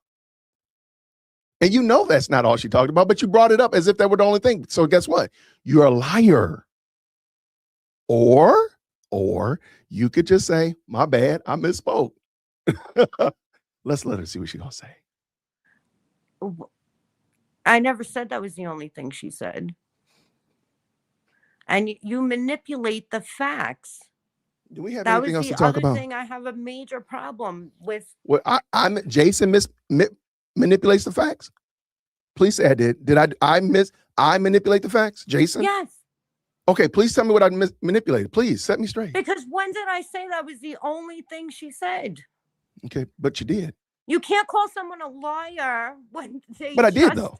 Pointed out something I did. One little section of what she said. I did call you a liar though, because you lied. How did I lie? Because I You opened your pointed out mouth and you one said little things that weren't true. section. You That's opened your mouth and said things that were manipulation. not true.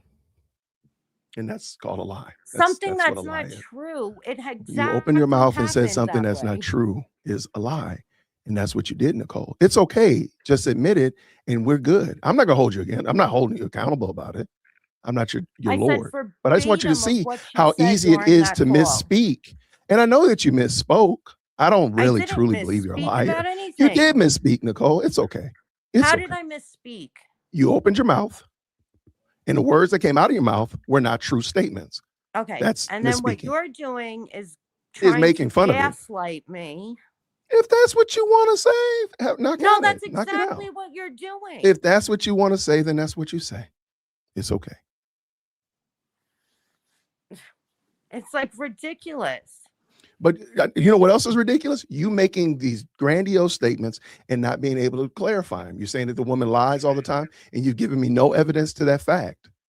I just showed you that you lied, but all of a sudden you can jump. You're doing all of this I didn't NASCAR lie. level. You're doing all of this NASCAR level gymnastics, I didn't know and NASCAR. you're gonna get your gold medal when the thing ends. We'll make sure you get a gold medal. But I need you to please, if you don't Since when do mind. NASCARs do gymnastics? I thought I they don't know, drove but around a you track. sure doing it here. You sure doing it I here. guess you misspoke. No, I'm being facetious. That's what that is. Really? What's the difference? Don't know. You tell me. You clearly see that there's a problem. So what is the problem?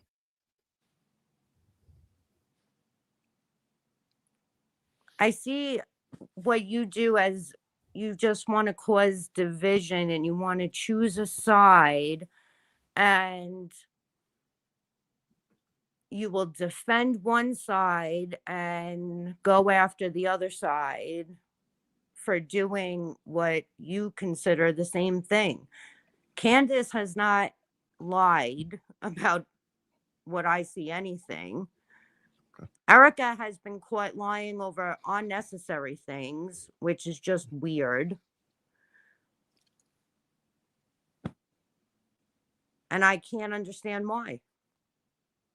Okay. Got it. Okay. And I would give her all the grace in the world if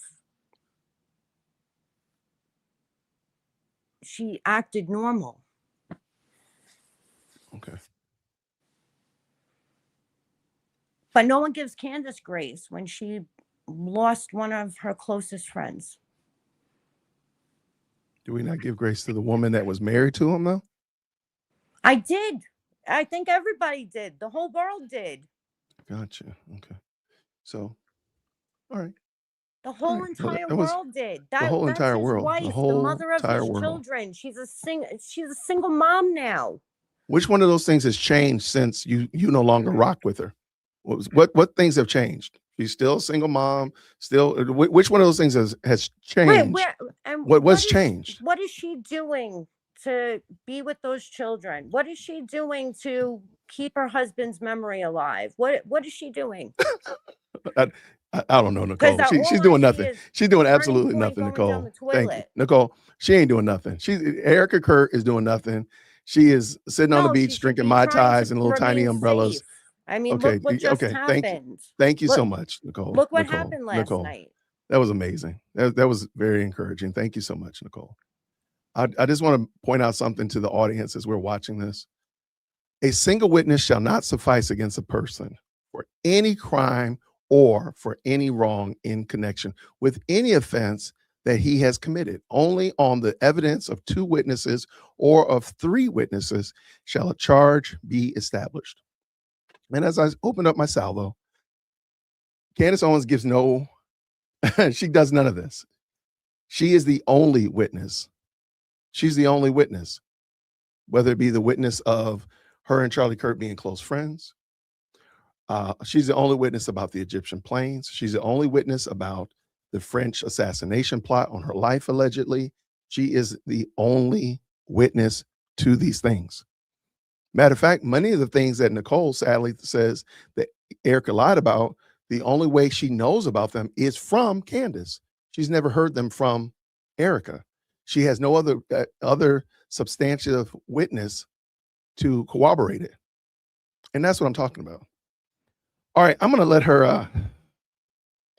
I'm hoping that we're probably going to be done, I think, but I'm going to see if she has anything else to add to this discussion. Hey there, Nicole. Is there anything else you would like to add? Nothing, but except what you said about Candace being the only witness to their friendship, because plenty of people have witnessed their friendship. Okay, then so I lied. Set me straight. What is the evidence that she was friends with Charlie Kirk after she was fired from Turning Point? The fact that Andrew Colvett has even admitted it, and there's plenty of text messages that have been released. Any text messages Charlie from 2024? Kirk even said it. I mean, there's plenty. Any text messages from 2024? Yes, they went on tour together in 2024. No, they did not. Yes, they did not. They did. She was. They show me her and Charlie on stage. She went on. She did tour with Turning Point. I can't pull it up right now for you, but she did go. She did because she was under obligation to Turning Point. She did go on, right? But it was not with Charlie. They did an event together. Where? Just show me. How am I supposed to show it to you? I don't know, but you said it. You made a statement of fact, and I'm telling you that fact is bupkis. So I'm asking you to show me again. Just going here.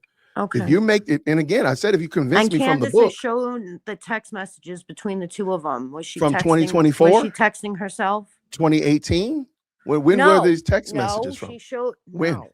No, she showed. What if I told you that none of those text messages were after 2019?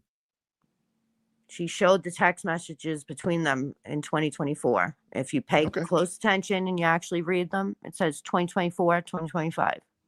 Show me if you send me them when you get done. Send them to me. I will gladly come over and say I miss them. And I will. But I'm gonna tell you right now, you're never going to show them to me. Because they don't exist. I will. They do exist. They don't. Okay. She posted them. They exist. Trust me. Okay. I'll be right here. I'm a person that pays very close attention to detail. I don't believe that that's true. I don't believe that's true. Well, because you literally just told me that Eric Kurt lies all the time, and you gave me no examples thereof. You gave me no examples of that, but you said that she lies all the time. She does. Candace does not lie. You just said Candace does not lie, but I pay attention to details, and I just gave you at least 5, if not more, examples. Fort Hawktua, she vetted Mitch Snow, but the dude lied clearly. And you're going to sit here on this here internet? He lied. He lied and said he saw Erica Kurt there, and and he didn't. And what did Candace say? She said, "I can't verify what he saw." But she said she vetted everything that the man said. She can't verify what he saw with his own eyes. Is that not what she said? Then why didn't she do the due diligence before she got over there and said it? She said, "I'm going to let him tell his story." Like, what do you? But why didn't she vet it first? Why didn't she vet it so she would not allow him to say that?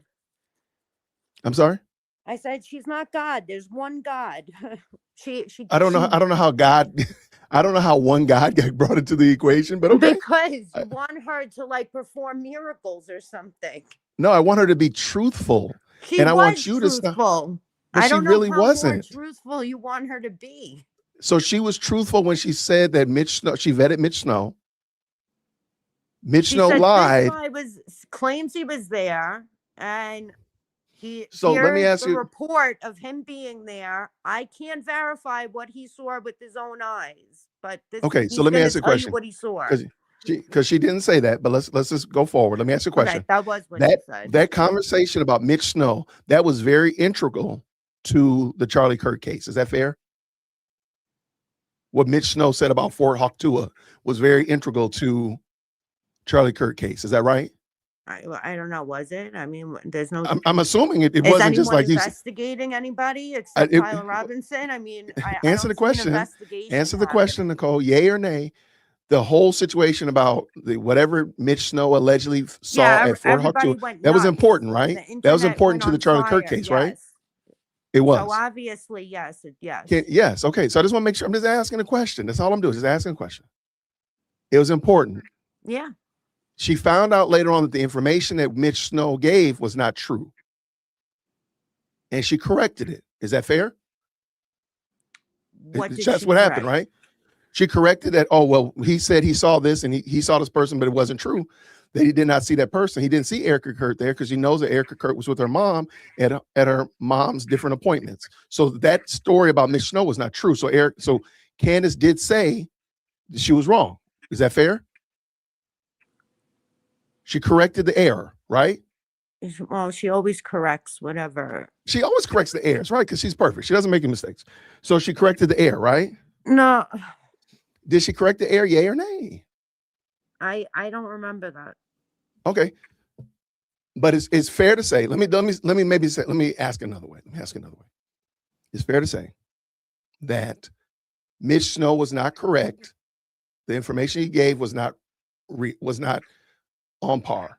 And Candace found that out, and Candace said Mitch Snow was wrong, and she clarified that, right? She came back and said, "My bad, he wasn't right." Is that right? No, I don't remember that. Okay, well, let me ask. Maybe I'll say it another way. Let me say another way.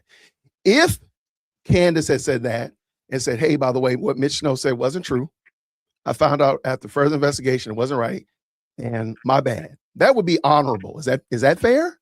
Yes. That's honorable, right? Because she found the mistake and she came and corrected it, right? Yes. Okay. You do realize that's exactly what Erica Kirk did, and you abominated her. When did Erica Kirk do that? With the messages.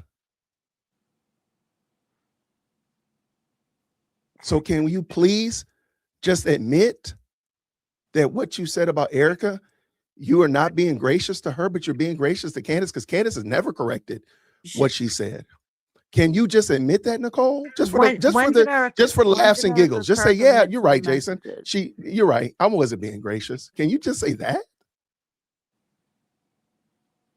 When did she admit to it? When she came back and it said she found the messages, that they were in the iMessage and not wherever else. She corrected that.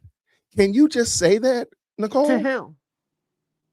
When she said it on the Glenn Beck show, she said he never had those messages. Then she found the message. I don't know where she mentioned it, but she did come back and say it. Can you just at this point, just say, my bad? You've already admitted. You said she lied for 40 minutes. Nicole? If I'm shown that she admitted it, then I will. Nicole, you said she did. You said that. Erica? You said it on the show. Come on, Nicole. Why is this? Erica, do you not feel any level of discontentment inside your soul? Inside your soul as a professing Christian, that you are doing everything possible to cover for that woman and will drag Erica for no reason? Like, come on. At some point, you got to at least say, all right, yeah, okay, yeah, she was right. She made a correction. You're willing to give it to Candace, but when Erica does it, you say nothing.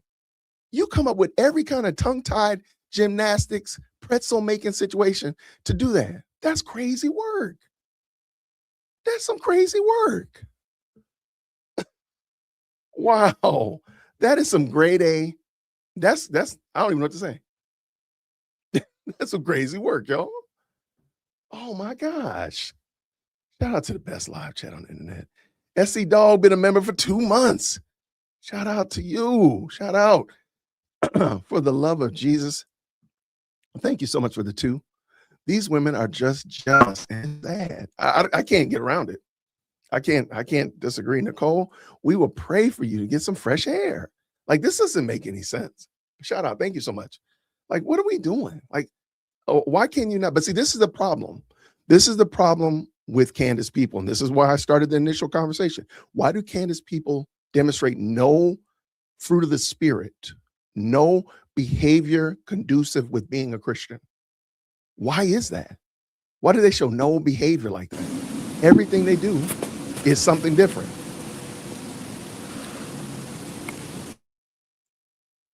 Everything they do is something different.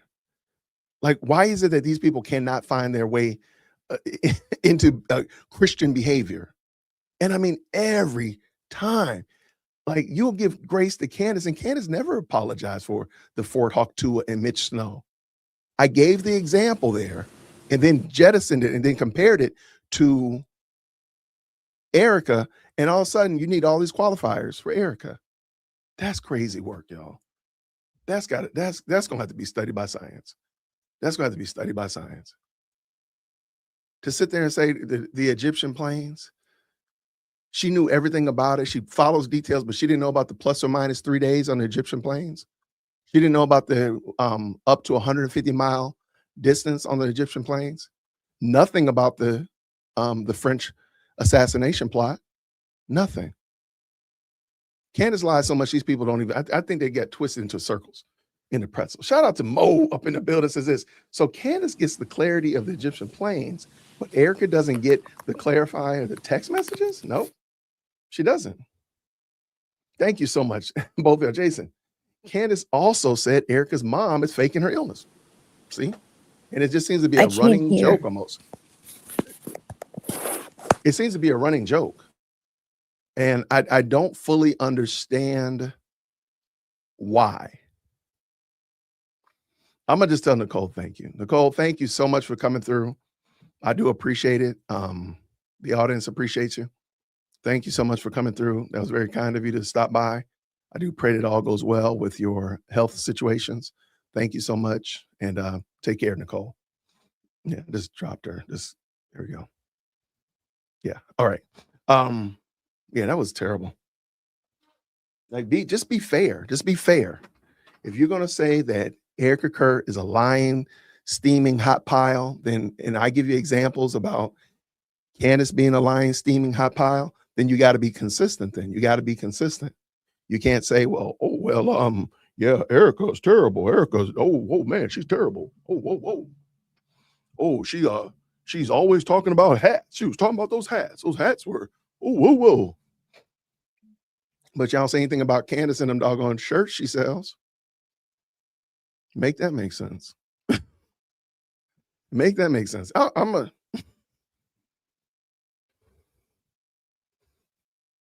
really? I feel you. I feel you, Darla. I feel you. I know I'm gonna catch it when I get outside because my family's like, why is that man so loud? Like, why is he in there yelling in his office like that? He always yelling, but why he yelling in his office like that?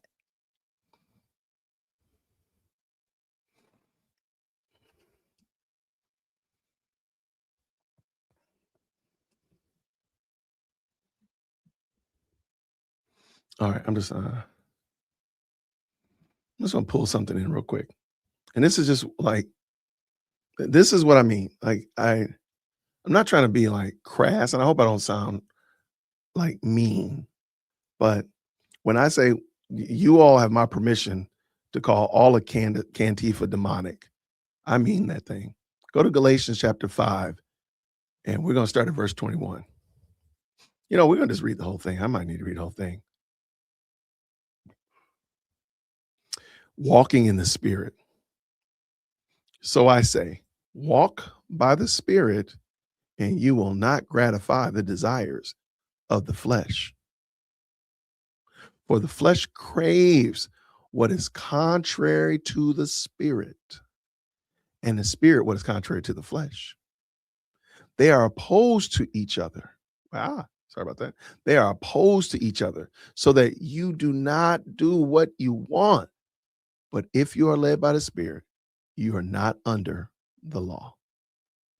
The acts of the flesh are obvious. They're sexual immorality, impurity and debauchery, idolatry and sorcery, hatred and discord, jealousy and rage, rivalries, divisions, factions and envy, drunkenness, orgies, and the like. I warn you, as I did before, that those who practice such things will not inherit the kingdom of God. So here should be the person who professes to be a Christian. This should be their goal and their aim. And here it is. But the fruit of the Spirit is love, joy, peace, patience, kindness, goodness, faithfulness, gentleness, and self-control. Against such things there is no law. Those who belong to Christ have crucified the flesh with its passions and desires. Since we live by the Spirit, let us walk in step with the Spirit. Let us not become conceited, provoking and envying one another. That's Galatians 5. And just tell me, like, which one of, show me a Cantifa person that you would say embodies that. I'll wait.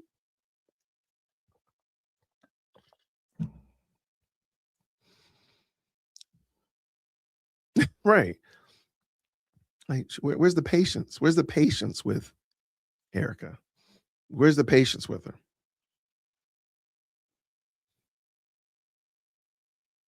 All right. I did not see somebody ask about Ben's. Yes, please make sure you like and subscribe. Ben's speech at TPUSA. Can we do that tomorrow? Let me see. Let me see. So is it at TPUSA or is it on Daily Wire? Let me look it up real quick. What was Ben talking about? What's Ben talking about?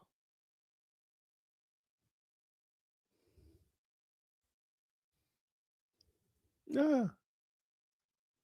I don't see it. I'm sure somebody's going to send it to me. Is this, was it 7 days ago? I don't think that's it. No, I don't think that's it. I'm gonna find it. Thank you so much, Mo. Says my spirit hurts for these people. They are literally walking down a dark road. Which fruit does Candace Owens present? Nicole, I don't think she would have a good answer. Oh, is that Ben Shapiro at Turning at what did he say? Let's see. Oh my gosh. High IQ conservatism. Oh wow, this thing's like an hour long. Oh, we gotta start this tomorrow. We gotta do this tomorrow for sure. Oh, this is long. Okay, let me double check my schedule because I wasn't gonna do a live stream tomorrow. But let me dun, dun, dun. Okay, we're gonna do this tomorrow because that one is long, and I do want to pay attention to it. I don't want to be like drifting on a memory. Who's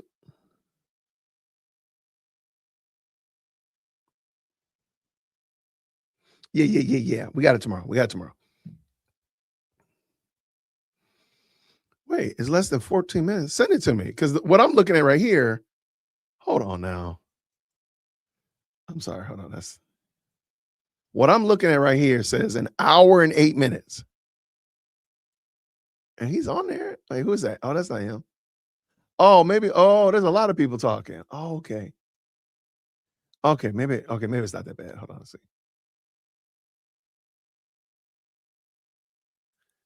All right, there's Ben. That looks like Ben right there. It still looks like he's talking. Okay, it's not that bad. All right, I got you. I got you. I got you. What Perina Rich done bless 5 people? Y'all make sure you tell her thank you. Blessing 5 folk. What's going on? Oh, and the Q&A? Oh, for the love. How long is the Q&A? It starts at 7:60. Okay, there we go. See, this is a real gangster right here. And ends. Okay, then tell me what time the Q&A starts next. 7:60 right there. Okay. Okay. Wait, how's it 7:60? You playing me. 7:60 is that's 8. I'm gonna start right here. Y'all be playing with me. All right, now get the Q&A in the queue. Let's get this. Let's go. Let's go. All right, y'all know how we do it, everybody. Make sure you say thank you. If you got a membership from Patrina Rich, please make sure you say thank you. Make sure you say thank you. I appreciate it. Thank you. That's so kind of you. Thank you so much. All right, let's get this dance going. Let's see what Ben had to say over at UPenn. Green hearts in the chat when you can hear.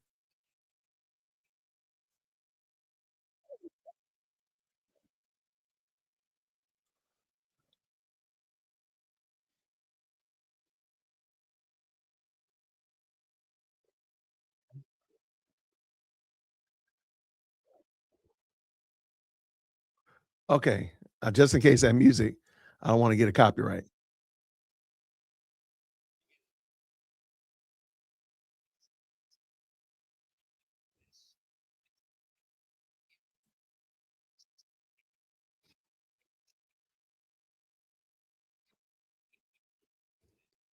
Okay. Somebody said it don't have sound.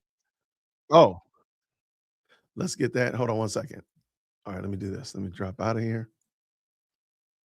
When I was going back and forth, it told me that I needed to re-establish my connection. Sorry about that. All right. Real quick. Green hearts, if you can hear.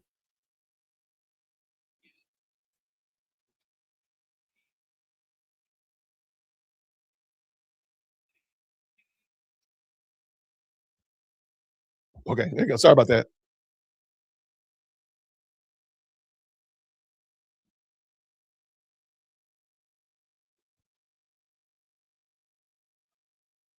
Still not sound? Nope.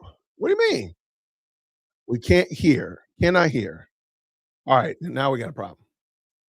All right. I'm gonna stop sharing that. Let me redo it. All right. See, that's what I get. And back up a little smidgen. We'll pull this back in. Okay, it's my all right. Otherwise, I'm gonna take this as a sign. All right, let's see. All right. Candace is attacking my stereo. All right, here it comes.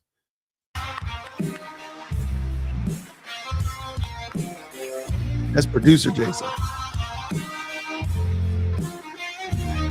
Oh no. All right, there we go. We're cooking now. We're cooking now. All right, this better be good. Thank y'all. you so much for coming out. It is exciting to be here. This is the first speech that I've done on a campus this entire school year, obviously since the tragic murder of our friend Charlie Kirk. And so I want to thank you all for coming out and being a part of it. It's really special.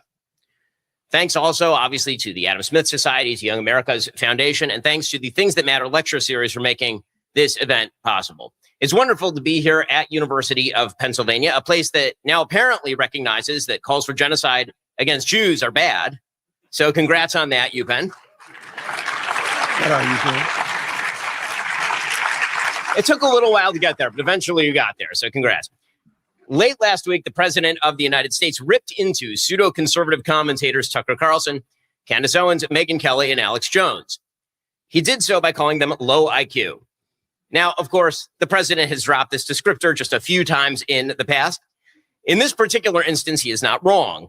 You are indeed rolling in low IQ horse shit if you believe, as Tucker Carlson does, that the president is a slave to Israel, or that Muslims believe in Jesus the same way that Christians believe in Jesus, as he said today, or that Alex Jones is a prophet, or that the chief opposition to Venezuelan dictator Nicolas Maduro was globo homo, or that Russia is beautifully run with tremendous subways, or that Sharia law produces wonderfully clean and robust civilizations, or that Winston Churchill was the villain of World War II, or that Nick Fuentes is less evil than Ted Cruz. You are indeed wallowing in low IQ slop if you promote, as Candace Owens does, the conspiratorial trash that Erica Kirk and TPUSA and the Israeli government and Josh Hammer and everyone who isn't Tyler Robinson was involved in the murder of Charlie Kirk. And that you know this because Charlie came to you in a dream. Or that Frankists are in control of America's foreign policy and also engage in ritual murder of Christians, by this she means Jews, or that Israel was founded as a haven for pedophiles, or that Brigitte Macron has testicles. I have no basis on which to assess the latter matter. But she's going to win a lawsuit against Candace Owens. And worst of all, you are preying on low IQ people when you cynically humor all of the foregoing for clicks and cash, as Megyn Kelly does. Nobody is upset with Megyn Kelly's facile, trite, hackneyed takes on Middle Eastern politics. People are upset with her absolute cowardice and annoyed by the fact that as a 55-year-old person, she cosplays courage like a clout-chasing 16-year-old girl. So what do all of these purveyors of low IQ rubbish have in common? What they have in common is a grievance-based view of the world in which they, and those like them, are perennial victims of the American system, in which they have been betrayed by the very ideas and institutions that make America the greatest place in world history. The attraction of low IQ ideology is envy, a belief that lack of success is somehow a reflection not of bad decision-making or the hardships of life, but of a cruel system designed by a nefarious cadre of evildoers. Envy. As Adam Smith put it, envy is, quote, that passion which views with malignant dislike the superiority of those who are really entitled to all the superiority they possess. Conspiratorial grievance politics is low IQ stuff, and it makes your life worse. Unfortunately, like a zombie infection, conspiratorial grievance politics is spreading like wildfire across the nation. Sometimes you might notice your friends acting strangely, and then they roll up their sleeves and the zombie bite is there. Sometimes that zombie bite comes in the form of an actual hat that says low IQ on it. Available for $35 a pop at TuckerCarlsonNetwork.com. For another $26.45, by the way, you can round out your low IQ purchase order with some crappy Indian-made nicotine pouches. But there are many other signs of a low IQ infection. To spot those signs, we first must explore what it means to be a conservative and why low IQ grievance politics stands in direct opposition to high IQ conservatism. High IQ conservatism rests on four fundamental foundations: free minds, free markets, public virtue, and a properly constructed government designed to protect these first three values. So let's go through each of them. Free minds. This is based on the notion spelled out in the book of Genesis and then reiterated in the Declaration of Independence that we are made in the image of God and thus have the capacity to choose. Free minds allow for innovation, adaptation, and true moral choice. As F.A. Hayek wrote, if we are to advance, we must leave room for a continuous revision of our present conceptions and ideals, which will be necessitated by further experience. Free minds lead us to better solutions. Second, free markets. We have the right to our own labor and the products of that labor. We have the right to our own creativity and the products of that creativity. We have the right to explore, to try, to fail, and to succeed. Again, quoting Hayek, it has long been recognized that a people averse to the institution of private property is without the first element of freedom. And nobody is at liberty to attack several property and to say at the same time that he values civilization. The history of the two cannot be disentangled. Public virtue is the third fundamental value. Any society that prizes liberty must have strong social institutions that promote individual virtue. That's how we guarantee that we don't cheat each other. By promoting virtue, we guarantee human happiness. There's a reason that Adam Smith, for all of his talk of libertarianism, was a big fan of churches as actual institutional forces in life. He may have had quarrels with the way that churches themselves acted, but the idea that church was a deep and important part of life that inculcated virtue in children, in citizens, and helped tie people together, he certainly believed in that. As he pointed out, quote, man naturally desires not only to be loved, but to be lovely, or to be that thing which is the natural and proper object of love. And the way that we actually find out who is worth loving is by hanging out with people in a place where we all have the same direct goal. It is through strong social institutions that we provide a safety net, by the way, for people who fall through the cracks. It also means that we are able to inculcate duty in those who are actually given charity and beneficence. Traditions, churches, synagogues, these are a way of encoding age-old knowledge and handing them down generation to generation. Public virtue is a hallmark of America, and it always has been. And finally, high IQ conservatives believe in the proper role of government. This means checks and balances, sufficient to protect all of the foregoing values, but also capable of action in case of threat. And this government evolved over time. It did not happen right away. It did not happen all in a moment. These are ideas that actually have centuries of roots. As Ayn Rand said, it took centuries of intellectual, philosophical development to achieve political freedom. The individual is not left at the mercy of his neighbor or his leaders. The constitutional system of checks and balances was scientifically devised to protect him from both. And it's not enough that we have a workable constitutional order in which checks and balances prevent any one branch of government from usurping our liberties. We must also have the capacity for collective defense. We must also have the ability to project power in the world, because the world is a jungle. It is not, in fact, a family of nations. It is a difficult and chaotic place in which the vacuum is filled by the strongest, and weakness will always be exploited. This is why Abraham Lincoln said in 1864 to the soldiers of the 166th Ohio Regiment, quote, "It is not merely for today, but for all time to come, that we should perpetuate for our children's children this great and free government which we have enjoyed all our lives. I beg you to remember this, not merely for my sake, but for yours. The nation is worth fighting for to secure such an inestimable jewel.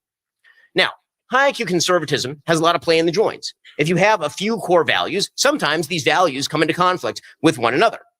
And we have great discussions and debates over how these values should manifest themselves in terms of public policy. So just to take an easy example, should the value of free markets outweigh the value of public virtue when it comes to, say, drug legalization?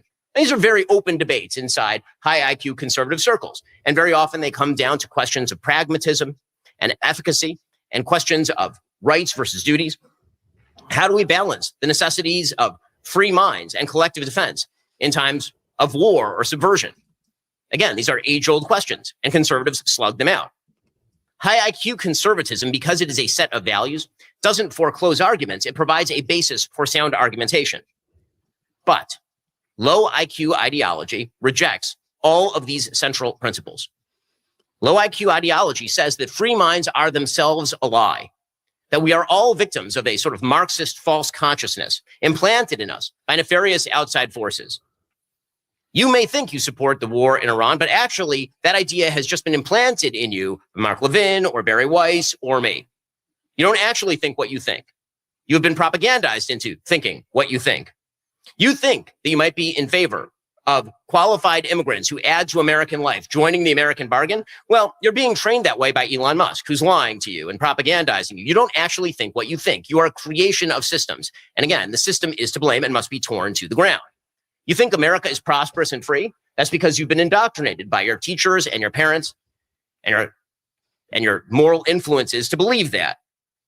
You believe that free markets are actually a good thing. That's just because you have suffered under the predations of capitalism for so long. False consciousness is the rule of the low IQ, not the idea of free minds. Low IQ grievance ideology says that free markets in particular are a boondoggle. They're a grift. Yes, despite the fact that free markets have generated more prosperity than any economic system in all of human history, all put together by leaps and bounds, the low IQ movement has declared in true Marxist style that free markets rob us of our heritage, of our identity. They rob us of our souls. They pretend that somehow centralized government and higher rates of poverty are somehow going to fill back in our souls. But the idea is that capitalism is to blame.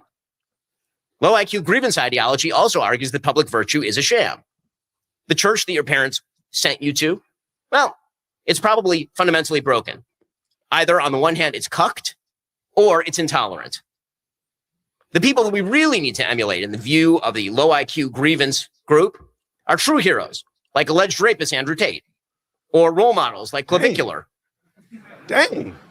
Or people spouting new forms of Christianity that actually are old forms of non-Christianity that revive, for example, the Marcion heresy, and revel in attributing literally everything humanly possible to demons, ranging from aliens to underwater sea creatures to strange nighttime dog scratches. And finally, low IQ grievance ideology says that the Constitution is a shattered vessel, that our democracy is in fact fake, that we live in a Potemkin republic, that what we really need is a strong, centralized leader to wash away the flaws of our lives in a purifying tsunami of top-down tyrannical control. High IQ conservatism is rooted in evidence and tradition.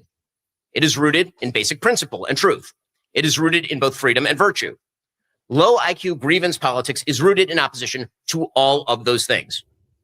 But it is fair to say that low IQ grievance politics seems to be increasingly winning the day. Why? Well, because envy lives in every single human heart. And the moment it finds justification and people willing to give it air, it seeks to exploit that. Every person has to fight the low IQ person inside them. We all have this part of us that wakes up in the morning and has to make the decision whether to go out and forge forth and take control of our lives and our destinies and make good decisions and look in the mirror when we have a problem, or whether we choose to tear down all of the systems that we have been given. High IQ conservatism does have the antidote to this, however. And that antidote is very simple. Gratitude. Gratitude for that which we have been given. High IQ conservatism will win the day when Americans recognize the inestimable bounty that we've been given. A unique country in human history that values free minds and free markets and public virtue and a government capable of defending those values and virtues from both foreign threats and from its own overreach. The reality is that we will have a high IQ country again when we recognize that we stand on the shoulders of our parents and our grandparents, when we stand on the foundations of things that came before us, and when we realize that you can't chip away at the foundations of a republic without collapsing the entire structure. And that requires us to understand that, sure, we have to make America great again, but we also have to understand what it was that made America great in the first place. Come on. When we celebrate again the magic that is America and the hope of America, then America really will be great again. And until then, we have to fight the crazies. Thanks so much. Happy to take your questions. Okay, so the questions come up right now. Okay, Ben. Okay. I have to admit, I was a little impressed. He made a lot of church history comments.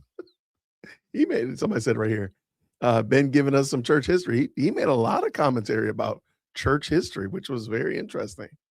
I don't know, man. Ben is I think that's being fair, though. I think that's what I consider being a fair dealer.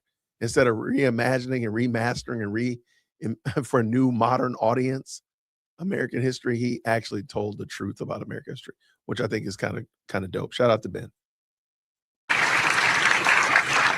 Thank you so much, Ben. We are now going to be transitioning into the question and answer portion of the evening's programming. So if you have a question, you can make your way to this side of the auditorium, around the back, please. And we're going to be filing a line right here. Uh-oh. My colleague Lewis and I are going to be leading that up.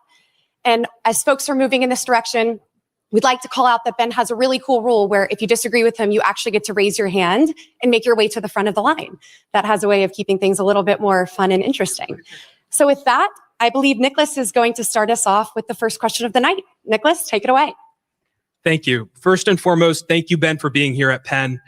I had a question when it comes to messaging and the affordability crisis. I think undoubtedly free market capitalism is the greatest system of economy ever conceived of in human history, and you outlined many of the reasons why. Increasingly... Okay, I'm going to stop for a hot second. I need somebody to capture the questions. Capture the questions, and I need them in 2 columns. Something about America, inside the borders of America, or something outside of America. So this one right here, the affordability crisis in the United States, that would be an American question. Okay, I think this is a great question. I just want you to capture them. I'm gonna try to do it too, but I'm also typing something. So I'm gonna try to capture those as well. So if somebody could do it, help your boy out. I want to just keep up with those because I think this is interesting. Let's go. Affordability has become an issue for both voters and politicians alike. And I was wondering how free market capitalists like myself can communicate a message that resonates with voters who feel that capitalism might be the source of the issue. I mean, so first of all, in order to believe that capitalism is the source of the issue, people have to not understand the basics of supply and demand. Things are expensive when there's lack of supply or when demand outstrips supply.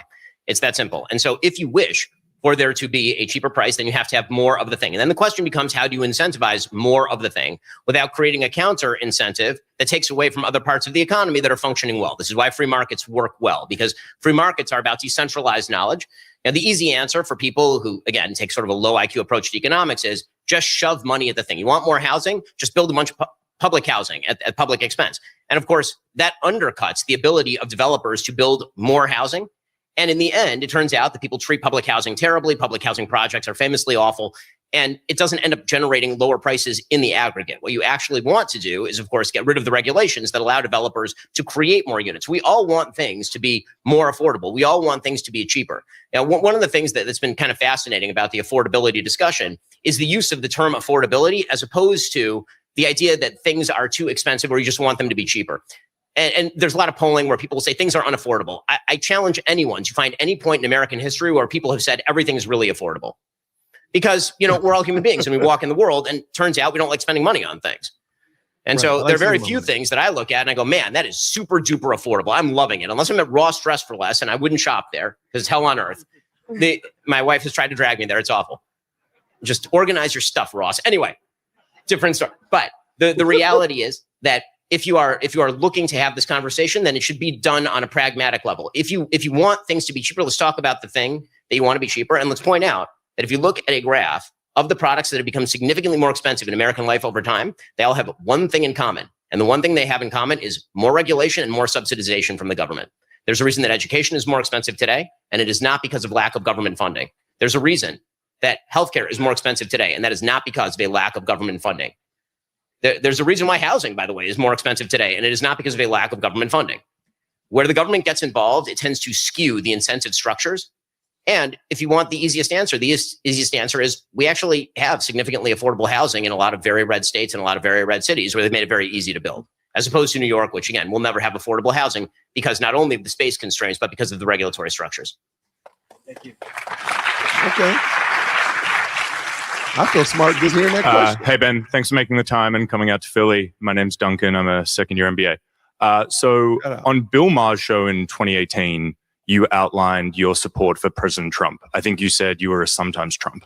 Specifically, you said he'd already destroyed the American social fabric, so you were willing to look past his character flaws and instead focus on his policies, which you were surprised were more conservative than you thought they were going to be in 2016. So my question's twofold. One, do you think that assessment has withstood the test of time? And secondly, how important do you think a candidate's character is relative to their policy agenda? Yes, it's a great question. I think that the answer is yes, that my assessment in 2018 was basically correct, that President Trump, whatever damage he had done, I think he exacerbated in 2020 with his claims about the election. I'm one of the few conservative commentators who's come out clearly and said the president was wrong between the election of 2020 and January 6th, and he never should have been making the claims that he was making. I thought that was terrible.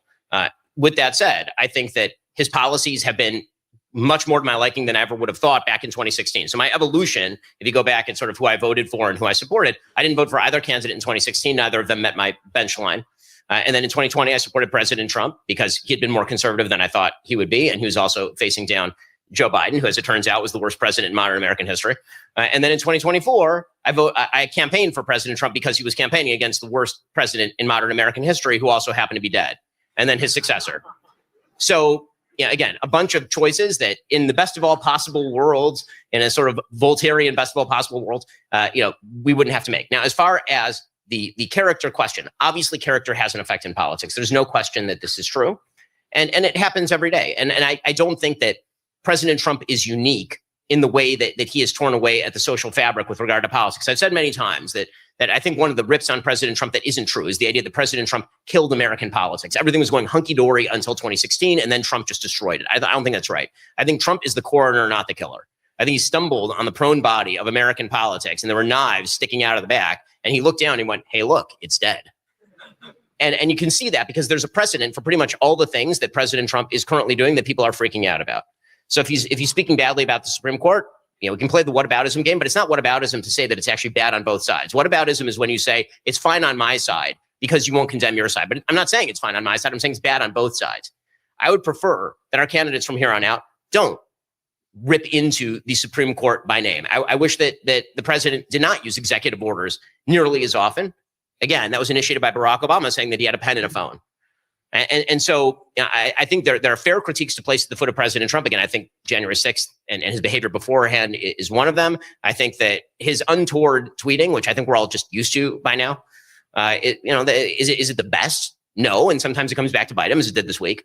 Do I think that the president represents some sort of grave breach of American politics that was not already in the offing prior to that? I do not.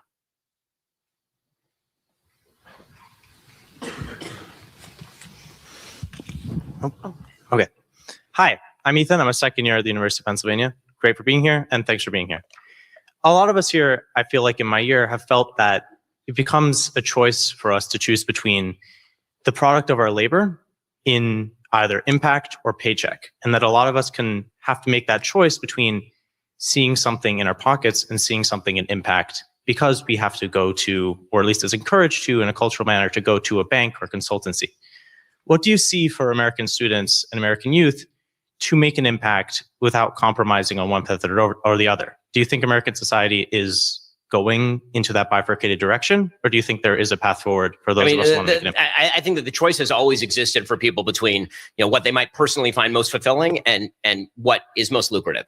And there's nothing new about this. An enormous amount of great literature has been written about precisely this battle, going back decades, if not centuries. What I always say to people is, if you actually want to make a lot of money and be successful and feel like you have a purpose in life, if you can find the intersection of three things, then you'll do great. things that you're really good at, uniquely good at, things people want from you, and things you love to do. If you can find the intersection of those three things, then you'll do great. I was lucky enough to find that. But, when it comes to sort of my own personal story, what I always say to people your age is it is totally normal to struggle. If you're looking around, you're like, man, I'm struggling right now. That's because you're 20. It's called being 20, right? Being 20 means that you're not going to be rich, right? It means that you're going to struggle. It means that when you first get married, when you first have kids, that you're going to be living in a small apartment. And then hopefully over the course of time, your income goes up. This is why Thomas Sowell always points out that whenever people say the 1% versus the 99%, most of us spend an awful lot of time in various pay brackets over the course of our life. And you do have to make choices along these lines. I remember, so when I got out of Harvard Law School, like everybody else who goes to law school, I came out with a fair amount of student debt coming out of Harvard Law. I've been able to pay off some of it with book writing and all of that, but I still came out with a hefty chunk of debt. And I went to work at a law firm called Goodwin Procter. Goodwin Procter fans didn't see that one coming. Anyway, you may have been. It turns out I was not a fan of Goodwin Procter. After having literally the worst interview record in the history of Harvard Law School, I have great law school interview stories, and it was because of my politics. After that, I ended up at Goodwin Procter. I entered as a real estate associate in 2007, and if you know your calendar, that is a horrible time to join a real estate law firm. And they were paying solid pay, right? When you get out of Harvard Law, they all come to the Charles Hotel and then they recruit you. And when I walked out of law school, the opening salary, if you include bonus, was like $180,000 a year. And this is back in 2007. So it meant a little more than it would today when that's like $7 and a cup of coffee. Anyway, I was working there for about 10 months. And I hated it, despised it. Like I was losing weight. I hated it so much. I'd sit in a beautiful office and I'd look out across Century City and I would think to myself, I hate this so much. There's no way I could possibly hate this more. And I had just gotten engaged to my wife and we had just put a down payment on a condo and we actually had obligations. And she looked at me and she said, you need to quit. You need to quit because you hate this and you're miserable. And so I did. And I remember I walked into the associate's office, the senior associate's office, and I said, I want to quit. I hate this so much. I can't even express to you how much I hate this. And the senior associate was trying to convince me out of it. Another senior associate came in who played some minor league baseball. And I started making the case for why it sucked to work at a law firm. And he turns to the other senior associate. He goes, maybe I should quit. And so it turned both of them trying to convince each other not to quit. Anyway, I quit after going to the partner. And the partner said to me at the time, he said, you will never make as much money as you are making right now at a law firm. You'll never make as much money. And I've been wanting to send that asshole my paycheck for a year. Anyway, so the point is I ended up taking a job for 1/3 the pay. I ended up working for 1/3 the pay at a place called Talk Radio Network, which was the syndicator for Michael Savage and Laura Ingraham. And I did that deliberately. And the deal that I made with the head of Talk Radio Network is that for 4 hours a day, I would do legal work, which I hated. And for 4 hours a day, he would let me cut audio for the shows. So I sat there as like an audio engineer, just cutting audio and learning how the radio industry works. So I could learn to do the thing that I love to do. And then, I put enough hours in it and I spent enough time and I was working 5 jobs at a time at one point. If you have something that you love and that you are uniquely good at, you can find a way to make a living in this country, a good living. I'm not going to pretend choices and trade-offs don't exist. They absolutely do. But I think that the assumption when you see somebody who does really well, and thank God I've done really well, is that they were always like this. And it is not true. I grew up in a 2-bedroom house in Burbank, California. That was 1,100 square feet, sharing a bedroom with 3 younger sisters. We had 1 bathroom for 6 people. And you know what? It was great because America is fantastic. And the trajectory was even better. So yeah, the trade-offs exist. Recognize that the trade-offs exist and then revel in the trade-offs and embrace those trade-offs and understand that you're going to struggle and the struggle is part of the journey. Okay, Joe. Ben. So, I disagree. I like that. all right. Okay. Hi, Ben. It's really nice to finally meet you in person. My name is Tyler. I'm a junior in Wharton. Shout out UCLA. I'm from close to Los Angeles. I know you went there for undergrad and big fan of UCLA. Go Bruins. My question is, what do you think is the ultimate goal of human civilization? And what do you think the highest good is? Basically, I think a lot of here, I'm studying Wharton, and maybe a lot of people here maybe think that success is defined by how much money you make, where you are in society. But sometimes I struggle with reconciling that with morality. Sometimes we see in the news a lot of, greedy CEOs, bad people, in the news and whatnot. And so I was wondering, and maybe, I don't know if this is necessarily like a critique of capitalism, but often people may say like the rich get richer and the poor get poorer. Do you think that people have a moral obligation to use their platform and their success and money to help those who are potentially less fortunate? And what do you basically think is the ultimate goal of human civilization? How maybe colleges like Penn can help support students like that in their futures? So there are a few questions that were sort of embedded there. So I'm going to go through a couple of them in a row. So one of them was, the goal of human civilization. The goal of human civilization is obviously to provide for the greatest level of material flourishing possible. in terms of economics. I think when people blame economics for social problems or for spiritual problems, it's like blaming a hammer for not properly providing you a smoothie. That is not what the hammer is for, right? The fact is that economics is there to provide you the best possible good at the lowest possible price through competition and through innovation, which is why we're all living a hell of a lot better than our parents, our grandparents, or anybody who came before us. So blaming economics for the failure of people spiritually is I think, again, a category error. The goal of a human being is to fill particular roles. We actually have particular roles. So my roles in life involve being, yes, a solid community member who takes care of my neighbors, a father to my 4 going on 5 children, a husband to my wife, a defender and protector of my family, a person who fights for my civilization, right? These are all roles, a creator in the world, right? These are all roles that we have to fulfill. And people feel fulfilled when they engage in these roles. And when you rob them of these roles, they feel totally unfulfilled no matter how much money they're making. And that's why you see people who are extremely, extremely wealthy who have foregone their role as, say, a father or as a husband or as a protector or as a solid member of the civilization, as a churchgoer. And they look empty because they are empty and they feel empty. And so, trying to value yourself in dollars and cents is a bad way of doing it. What I've said to people is, there's sort of an ugly tendency to suggest that on the one hand, either rich people are all bad because they're rich or poor people are all bad because they're poor. That's not true. I know lots of great poor people. I know lots of great rich people. Virtue does not have anything to do per se with poverty or with riches, unless, of course, it is your bad decisions to harm others that are leading to your poverty, which actually is a thing.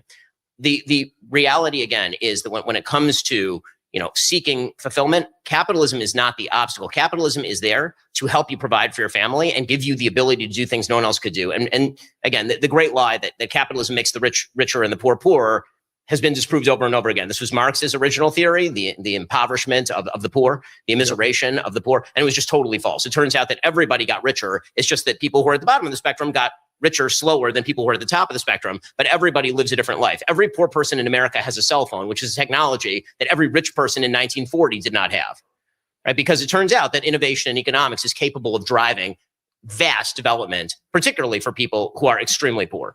And people who are poor today live better than the vast majority of rich people have lived any time in human history. They live longer, they are healthier, they have better food, they have a variety of choice that wasn't available to anybody. But when it comes to human virtue, you need to embed yourself in a community. You need to make it your goal to be the kind of person that is worth emulating. The statement that I've made about human meaning is that if you ever want to know what actual human meaning is, all you have to do is go to a graveyard. Look at a graveyard, and it never says anybody's net worth on their gravestone, ever. Right? What it always says is beloved father, beloved husband. Right? That's what it actually says. And how people sum up your life, that'll be the way that people sum up your life. Thank you. Interesting. Hi, Ben. Thank you for coming here and speaking to us. My name is Jennifer. I'm a senior here.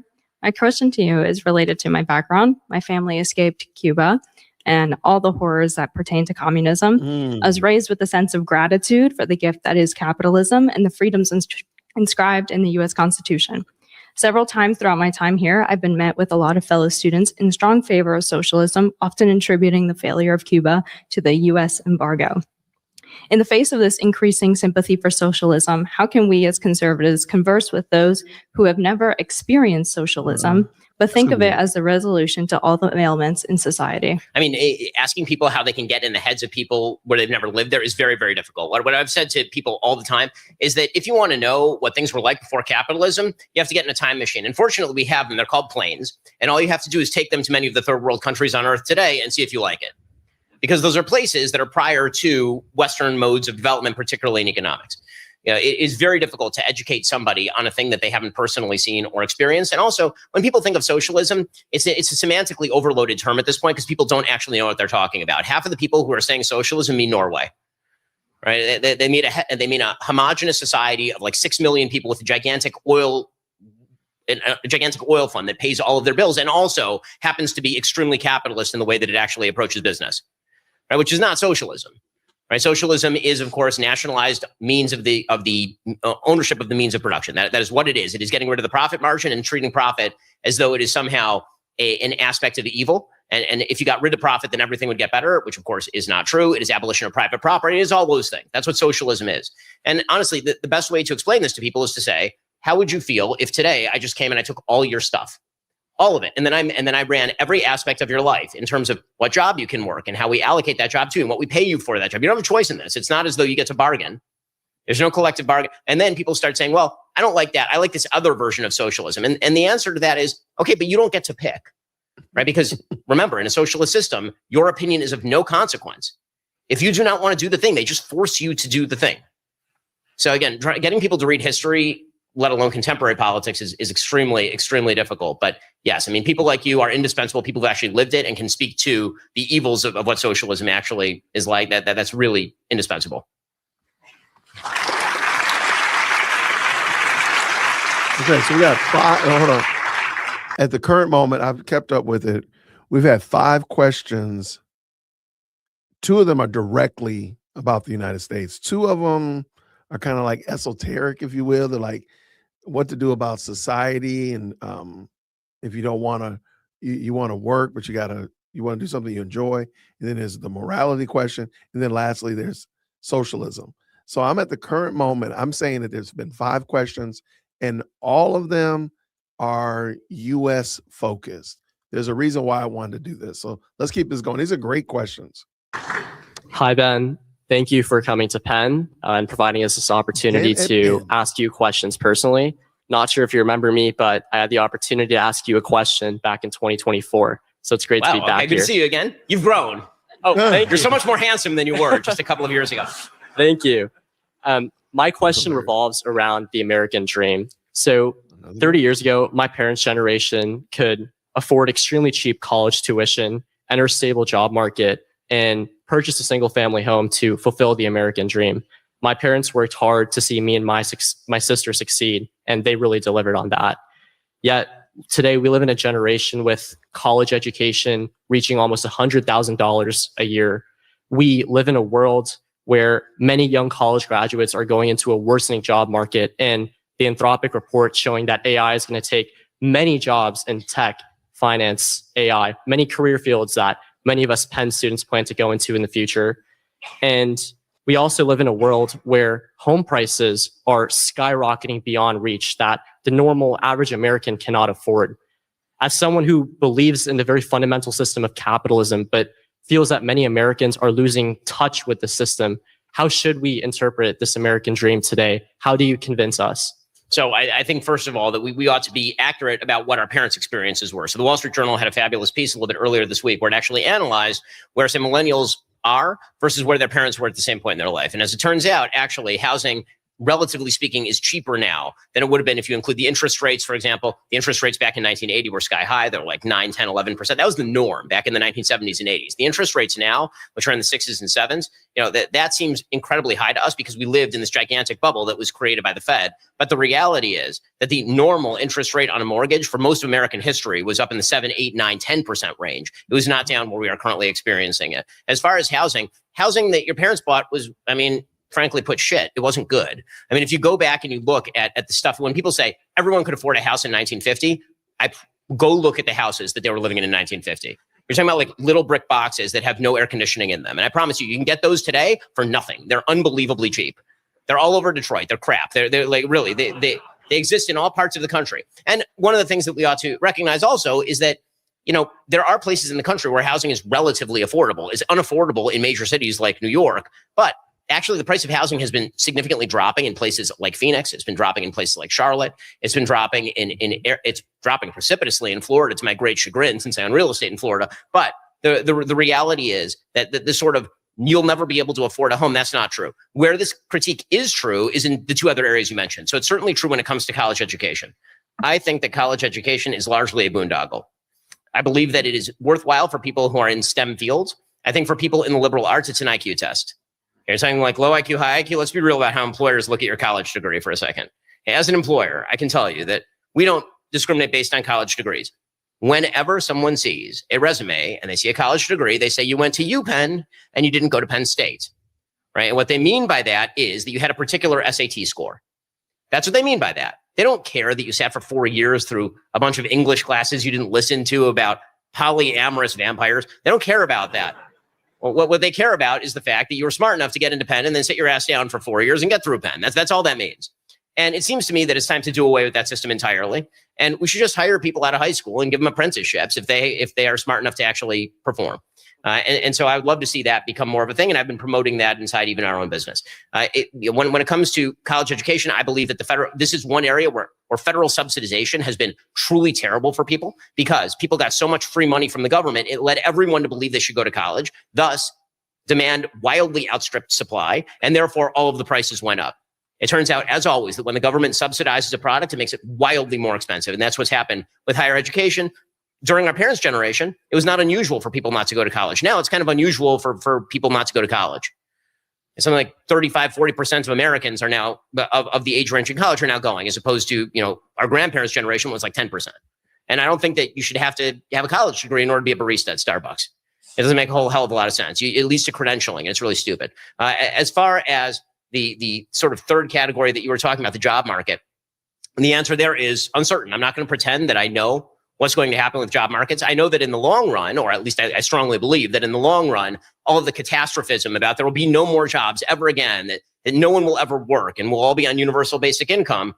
I mean, first of all, that is assuming basically the Star Trek replicator, right? That like you can make anything you want at basically a cost of zero, a marginal cost of zero. If that's the case, then we actually don't need to work, and then we can be like Marxist proletariat, and we can fish in the mornings and write poetry in the evenings and all of it, because everything is so cheap that it's basically free, right? And I'm not sure why that's supposed to be a truly horrible thing, in the sense that people are trying to make it a horrible thing, but that's assuming facts, not in evidence. I think that what is very likely to happen is a bunch of jobs that I can't name to you are going to exist 3-4 years from now that didn't exist before. If you'd gone back to the 1990s and you said, guys, the internet is going to completely remove a bunch of industries, like destroy them wholesale.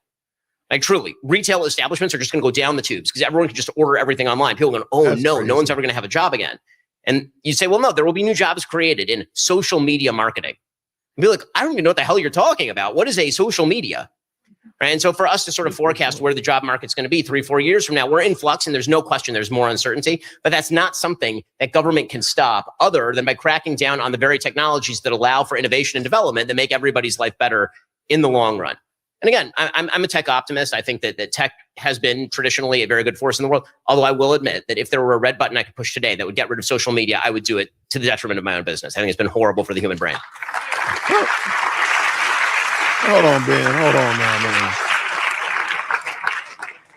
Hello, Ben. Really appreciate you coming here today. My name is Hazem. I'm a freshman in engineering, and I wanted to ask you about factory farming. So, do you believe an animal suffering unnecessarily is wrong? And if yes, how does capitalism correct for this suffering, given that they don't engage in our markets? So, what do you think of factory farming, given the suffering it causes, and also the fact that it's not a very free market because the government subsidizes a lot of it? So first of all, I think the government should not subsidize a lot of it, but and that holds true for pretty much everything. I think the government should get out of the subsidy business as a general rule. As far as the morality of factory farming, again, this is one of those areas that is really sort of a fascinating internecine conflict inside conservatism, right? Because the free market side of me goes, hey, animals are not human, and people need cheap meat, and I eat a lot of meat, and I like eggs, and that's the way the cookie crumbles. On the other hand, obviously, I would agree with the general proposition that unnecessary animal suffering is a bad. Now, it's easy for me to say all of that because, of course, I can afford a lot of food, right? If you're somebody who's impoverished and you can't actually afford that much food, then it may make a big difference. It might be a luxury belief, as Rob Henderson says, that animal rights take precedence over, for example, the ability of a mom to feed her kids at a price that she can afford. Right. And so these are kind of complex questions, and I don't think there's an easy answer to them. My usual answer to this sort of stuff is that localism ought to reign. So I think one of the beauties of the American system is that you can live in communities that live very different lives. So if you want to live in a place that really strongly focuses on, for example, non-factory farming, you can live in a community where basically everyone in the community forswears factory farming. I mean, that is possible to form. You could have a voluntaristic buy-in on that level. I do believe, by the way, like I happen, as a tech optimist, one area where I actually disagree with a lot of conservatives, including my beloved Governor DeSantis, is he tried to get rid of, for example, the creation of lab-grown meat. I don't see why. I don't think it's to the point lab-grown meat yet where I'd want to eat it. But if you can get that to the point where it's as good as killing an animal and eating it, that'd be fantastic. I would love to be able to eat. No, I am 1,000% against that. Sorry. I'm sorry. I'm against that. eat meat without killing an animal. That sounds great to me. I mean, also, it would totally change my observance of kashrut, of kosher laws. I'd be able to have a cheeseburger. That's true. Okay, that sounds amazing to me. But yes, I mean, it's a great question. And again, I wish I had an easy answer for, but that's one that I think has some nuance to it.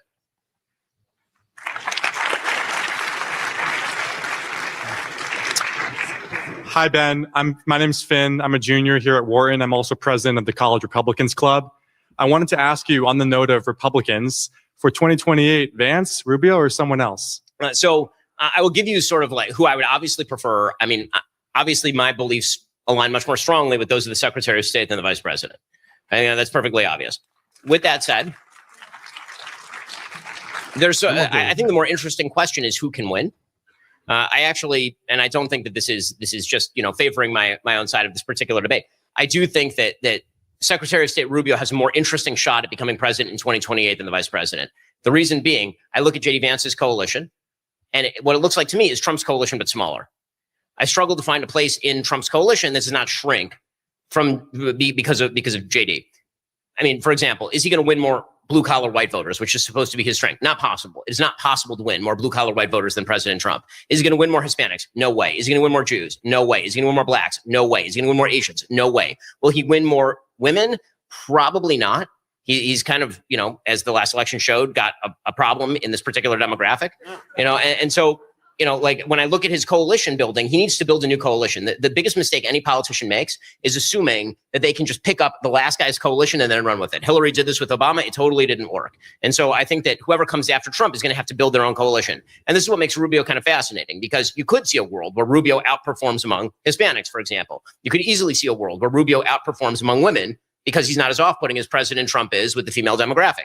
You could see a world where he outperforms among the college educated. He probably underperforms among the high school educated, right? So again, it's sort of a trade-off. And if you think of a coalition as sort of a sound mixing board where the various knobs are moving up or down, then I think it's a good way to approach coalitional politics. So when I look at who's more likely to win, I think Rubio would be more likely to win. That also happens to align with this sort of my take on the various politics of the Secretary of State and the Vice President. I tend to align more with the Secretary of State. By the way, on a sort of economic basis, I actually don't thoroughly align with either, right? Secretary of State Rubio has made some speeches in the past that are significantly more interventionist with regard to economics than I am myself.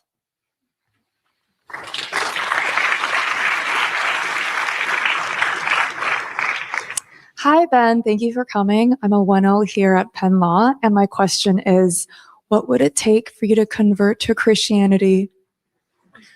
So first of all, it's a fine question. It doesn't bother me at all. So first of all, my understanding is that everyone wins 1 million heaven points for the person who gets me to do it. But I mean, the truth is that I believe as strongly in my religion. It's not just that I don't believe in Christianity. I believe as strongly in my religion as any Christian believes in their religion. And so it wouldn't just be a matter of convincing me about the divinity of Jesus. It would be a matter of convincing me that fundamental doctrine of Judaism is actually just wrong. And you have to be converted out of a thing. It's easier, I would say, to move from secular humanism to Christianity. So my friend Andrew Klavan, right, born Jewish, but was a secular humanist, converted to Christianity. Very, very difficult in my case, because I strongly believe the things that I believe, and I strongly don't believe the things that I don't believe. And so, if evidence were presented to me that I had totally misinterpreted the Bible, and not only that all of the traditions of my fathers and of their fathers was somehow deeply wrong. It's hard to say what would convince you out of a belief other than evidence, but then people say, okay, well, I'm going to provide you evidence. And then if I say, well, I don't believe that evidence, they say, because you didn't want to believe that evidence, right? So that's kind of the game. So I will say evidence, but the truth is that every religion in the end comes down to some faith propositions, because faith is in its essence about something that is unprovable by evidence. And you do at a certain point have to make a leap of faith about what it is that you believe. And so getting me to leap from a strong belief system into another belief system, it's hard for me to imagine how that could, I have to imagine there would be a world where something like that could happen, but it would be the same as if I asked you, what would it take you to convert away from Christianity to Judaism? You say, I strongly believe the thing that I believe because I believe that it's right, and because I believe that it's true, and because I believe that that's my pathway toward eternal salvation. Right. And so I don't take that as an insult at all, by the way. I'm very happy that there are so many people across the United States and across the world who want to save my soul. Like that's really nice of them. And as I've said to many people, at the end, and when this is all over, either I will have been very, very right, or I will have been very, very wrong, in which case, I will really regret all of those meals that I didn't eat, and all of those commandments that I had to keep. So, okay, you know what? Okay, first of all, these questions are super, super smart. I don't know what they put in the water over there at Penn, but these people are extremely intelligent. Shout out to them. That's a good question though. I like that. I'm enjoying this. Shout out to y'all for telling me about this for sure. All right, let's get done. Hi, Ben. I'm a second-year Wharton MBA student. My question is about the Affordable Care Act, which right now is at record levels of public approval. It is so popular that President Trump deprioritized it as a campaign issue. You have previously and repeatedly expressed your disapproval of the Affordable Care Act. And my question for you is, if you're so intent on replacing the Affordable Care Act, what would you replace it with? And how can you ensure that the 32 million people who are insured as a result of the Affordable Care Act would not go back to the status quo that they had before, which is to be uninsured? And how does that concept align with your moral ethical system in which the government may be libertarian in some regards, but would willingly essentially allow these people to die? Right. So I think so first of all, I think that saying willingly allow these people to die is rigging the game. So let's not do that. Nobody wants, can we start with this premise? Nobody would like people to die. Can we start with that? I don't think people who like the Affordable Care Act want people to die. And I don't think people who don't like the Affordable Care Act want people to die. I think that's a fair thing to say.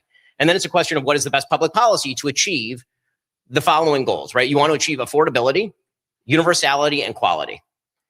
And the truth is that historically speaking, you can have basically two of the three. You can't have all three. Very, very difficult to achieve: universality, affordability, and also quality. Now, I do think that there are better systems than the United States' system, just on a raw level, in terms of providing a universal standard of healthcare that also is somewhat affordable. So I would take, for example, Switzerland has a pretty good healthcare system that does involve the idea of private insurance being bought by individuals. Same thing is true of Singapore. There are a bunch of different models. The New York Times actually had a very interesting study of sort of various models. And the United States came in somewhere in the middle of the pack. It wasn't like bottom of the, like we're very good at treating cancer, and we're not so good at ERs, right? Because we're overloaded at the ER level.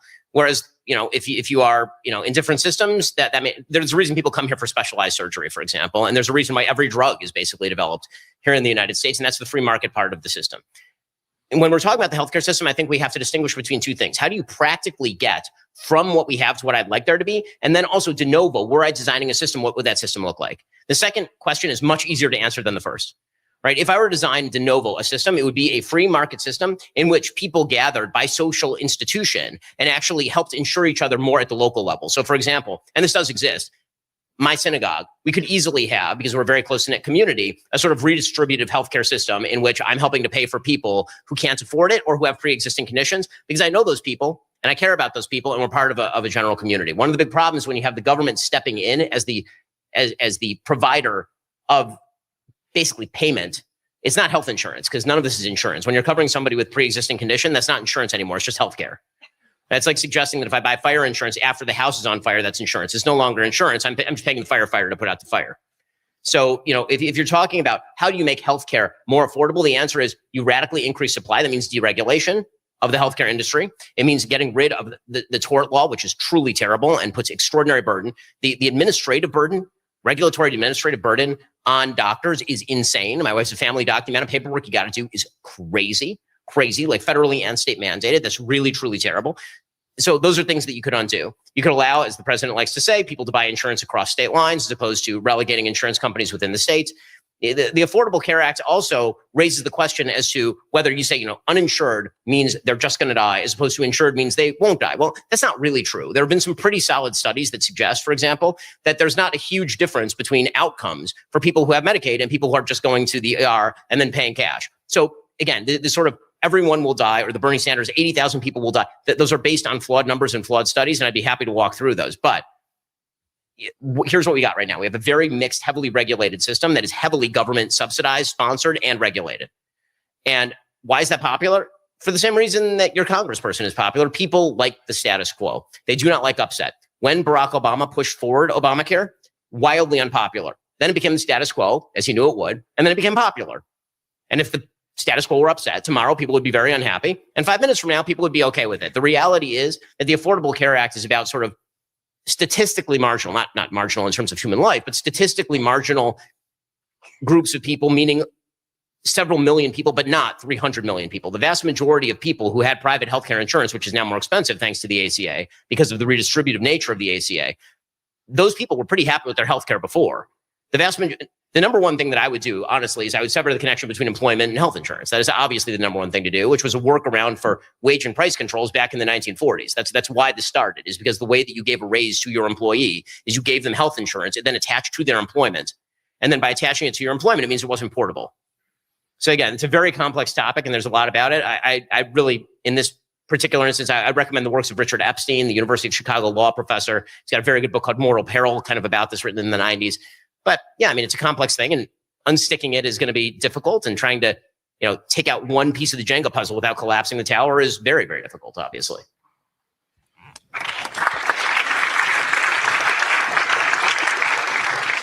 Hi, my name is Jake. I'm a senior studying history. I was encouraged last year to seeing videos from the CPAC conference of you, standing up and taking down people like, Tucker Carlson, Candace Owens. But I also, part of me wondered whether it was too little too late. So I guess my question is, do you regret kind of your role in platforming, people like Candace Owens, and, how can we go forward, making sure people, cranks like, like their ilk aren't given the same platform and publicity that they have now? Yes. I mean, the answer to that is yes. I have some regrets. Yes, the Candace Owens experiment, I think it is safe to say, was a failure. To be fair to us and our company at the time, she was not what she later became in terms of her sort of bizarre world conspiracy theories, ad nauseum, insanity, the moon isn't real, the earth is flat, this kind of horseshit. Candace has always been an incredibly talented broadcaster. She continues to be a talented broadcaster, just spewing crap. When she was with us, she was also simultaneously with PragerU and with TPUSA and with a bunch of other mainstream sort of conservative organizations. And then she morphs. And you do the best you can when you try to work with talent to get people who are heterodox and interesting within your own Overton window, right? And again, I think that people play this dumb game where it's like, because we fired Candace, because I think that Candace's belief systems are truly egregious, ugly, awful, and damaging to the United States, that somehow I have a duty to keep paying her at our company. That's not the way that this works. I'm not calling for Candace Owens to be tossed off of all social media or to be silenced. We have First Amendment rights in this country. But I also have no duty to pay people for those opinions, obviously. And so, yes, do I have regrets along those lines? Absolutely. Am I concerned about the fact that algorithmically it seems to be beneficial for people to pursue exactly the sort of grievance politics that I've been talking about? 100%. And, will I make mistakes in the future? Will our company make mistakes in the future? I'm sure we will. We'll try to minimize those mistakes. Well, we've been pretty badly burned at least one time, kind of 1.5 times. And the reality is that you can be as careful as you want. Sometimes you'll just get burned. That's the nature of the game. But yes, of course, we regret having helped to platform boost and signal boost Candace's popularity. Okay. This will be our last question of the evening. Hi, my name's Jasper. It's like a Dodgers game. Everybody's getting up and going. 7th inning. My name's freshman. My name's Jasper. I'm a freshman here at the college. And my question, I actually asked Adam Friedland this a few months ago. He was on campus, and it's about rhetoric and like debate politics, where in the past few months, past year, of course, we've seen like a large increase in political violence, of course, Charlie Kirk. And I'm asking you about the role that debate politics has in kind of spurring on a lot of this division in politics, because it has like a kind of like, as you say, facts versus feelings, where it kind of puts this person is wrong, I am right. And can lead to, like, I'm just going to talk about like some of your rhetoric like today, where it's like, okay, talking about like low IQ versus high IQ, where that can lead to a lot of more infighting and less actual dialogue, except for in smaller circles, like we were talking about, where like high IQ conservative circles, you can have like a conversation there, but that doesn't necessarily allow you to have a conversation with somebody that's further across the aisle, or even like a little bit different in the conservative landscape. Right. So, I mean, in terms of the views that I characterized as sort of low IQ, the grievance politics, those are principles that, frankly, you either believe them or you don't believe them. Many of the low IQ beliefs that I listed at the very beginning are just conspiracy theories and asininities that are not capable of debate. Right? There can be no honest debate on whether Brigitte Macron has testicles. I'm not sure how you would even debate the proposition. It seems bizarre. When it comes to, these sorts of labels, of course, I'm being a little facetious when I say low IQ versus high IQ. Tucker Carlson is currently selling low IQ hats, and so I felt that there was a pretty obvious contrast right there. But when it comes to, the violence that's been occurring, and that obviously is a major concern to me personally and many others, I think that it really isn't just debate that's the problem. It is a conspiratorial view of politics that suggests that nothing can be cured, that there are no solutions.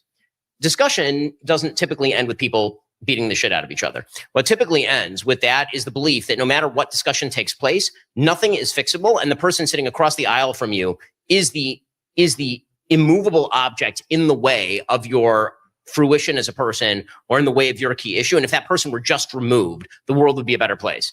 So to take the example of Charlie Kirk, the reason that Charlie Kirk was shot is he was shot by a person who is an LGBTQ plus minus divided by sign advocate. Right, that's who he was shot by. He was shot by a gay man who was in love with a trans furry. That is the reality. That's what every piece of evidence shows. Okay, now you can debate the facts, but those happen to be the facts. The reason that was unsurprising to me, I mean, the assassination I think was surprising and shocking to everyone. The reason that the source of the assassination was unsurprising to me is because there's a permission structure for violence implicit in the radical wing of this ideology. The permission structure for violence is, if you say that a man is not a woman, you're literally erasing the existence of this person. If you erase the existence of that person, you are, by necessity, a grave threat to that person. So if Charlie says a man is not a woman, and then a man who believes he is a woman or loves a man who believes he's a woman, believes that is erasing the existence of this person, there's no way to counter that threat just by debate. You can't argue for your own existence or not. And so implicit in that is a permission structure for violence. And that exists on a lot of violence. It exists economically. It exists in terms of foreign policy. If what you are saying is that the argument that is currently being made, and it's within the Overton window, you're not literally just Nick Fuentes style saying Hitler had aura or something. But like if you're actually making an argument that suggests at the end of the argument that if I lose this argument, I die, and this person is responsible for my death, you got a problem. I mean, to take the healthcare example, the reason that earlier I said can we start with the premise that we all don't want poor people to die? Can we start with that? The reason I say that is because somebody went to a congressional baseball game and shot a bunch of Republican Congress people and cited as his inciting incident the fact that Bernie Sanders was saying that Republicans wanted poor people to die.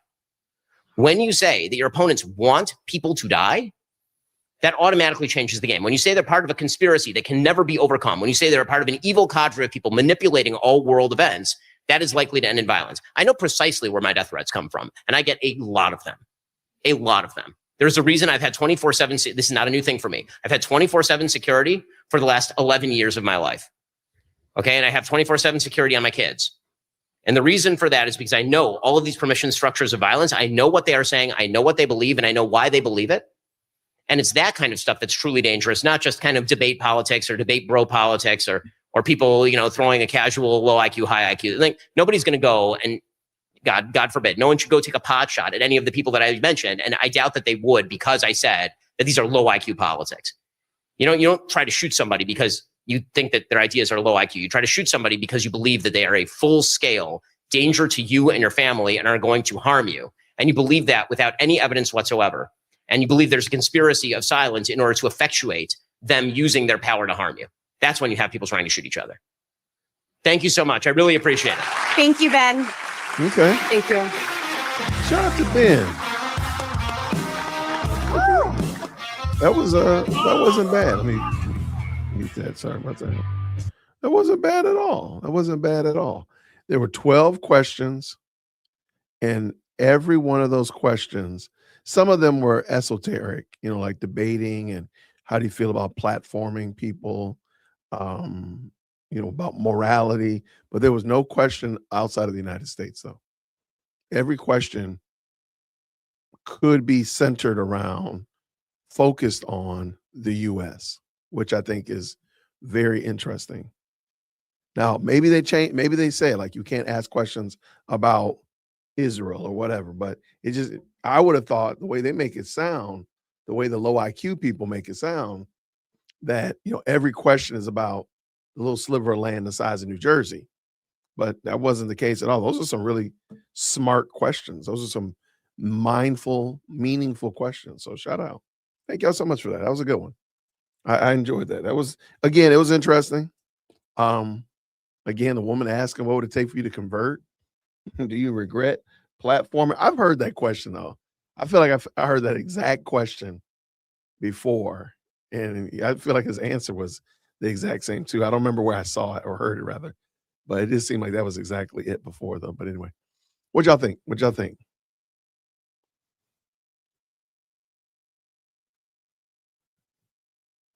All right, let me see. Let me see. Got some good conversation going on in the chat. A lot of that. I like it. I like it. Okay. Yeah, I didn't see any question outside of the United States though. So yeah, thank you so much for keeping tally of that. Jason, you answered Carlson. Where you at? Jason answered Carlson on his YouTube channel about Trump. Is called Something I Don't Regret. Something as I don't regret my vote. Okay. We'll look at it tomorrow for sure. I think we'll do it tomorrow for sure. All right. A lot of good conversation going on in here. I'm just checking the chat. Thank y'all so much to everybody who supported the channel this evening. Thank you so much. We have some brand new memberships from Bertrine Rich. Thank you so much for that. Thank you so much, Mo King. Thank you very much for the 5. Actually 10. Thank you so much. Thank you so much, SC Dog. I appreciate you always supporting the channel. Thank you so much. With actually, and you've been a member for 2 months. There you go. And then, of course, for the love of Jesus, thank you so much for the very keen questions that we had while Nicole was on. I thought that was a good conversation. I'm pretty sure we're probably not going to do that anymore.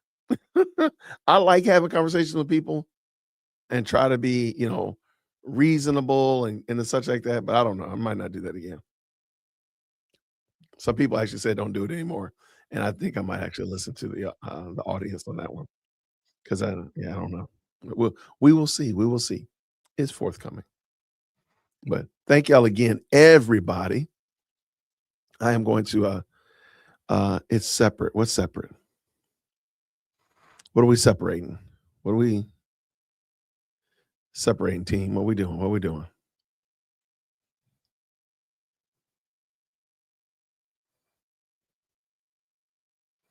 Oh, y'all are talking about somehow or another, you all are discussing the government. SEC 14 minutes behind.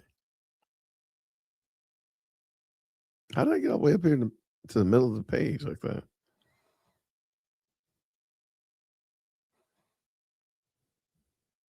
I try to have these conversations. I think they're very helpful because people don't generally want to talk with people that they disagree with. So I'm like, I want to do that so people can see that we can do that. But I don't know. I don't think I'm gonna do those anymore. I don't think they're as productive as I thought they would be. But we'll just stick with some other things. Maybe do some Charlie Kirk debate dissections and stuff like that. But yeah. And then by home until I was 40. You see, I bought a house when I was way younger than 40. I think I had just turned 28. Don't quote me on that. I don't remember exactly. I bought my first house then.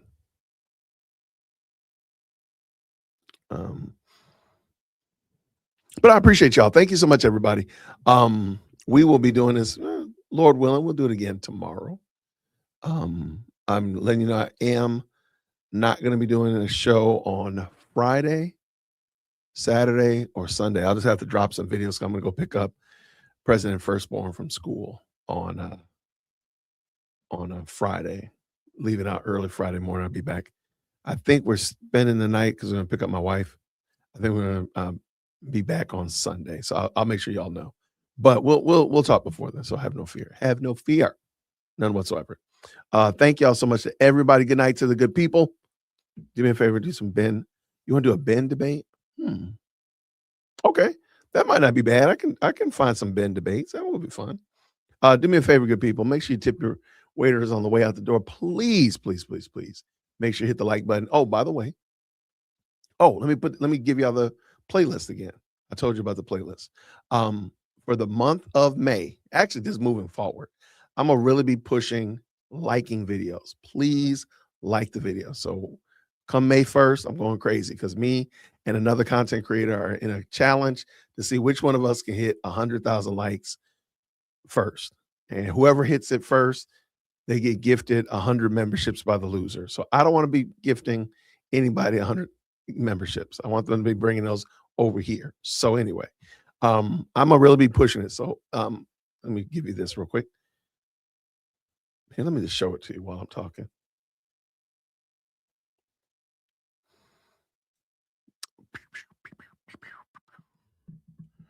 All right, so I guess I gotta show it to you. Okay, so on my channel, I have a playlist called "Can I Get a Like, Please?" Okay, here's the playlist right here. I'm gonna be sharing this playlist throughout the month of May. Every video in here is performing well, but they just don't have a lot of likes. So I'm just going to be asking you to go back in and watch it if you didn't already watch it, and just make sure you hit the like button on these videos. So I'm going to be rotating them out, changing them out as the videos get better. All right. So that's one thing right there. Let me go back. All right. Also, the book of James right here. So my pastor is going through the book of James. We are currently on James chapter 4, verse 11 through 12. Oh, and then there's the song about the book of James. Anyway, if you're interested, I'm going to drop that link in the chat. Check it out. I think it's very encouraging if you want to hear some good sermons on the book of James, which is a lot of people call it the New Testament version of the book of Proverbs. And I can get with that. So anyway, all right, good people. I'm going to see you all. What happened? Yeah, I can get ready to go to bed, man. It's past my bedtime. Anyway, good people, I'm going to see y'all tomorrow, Lord willing. We're going to do this again.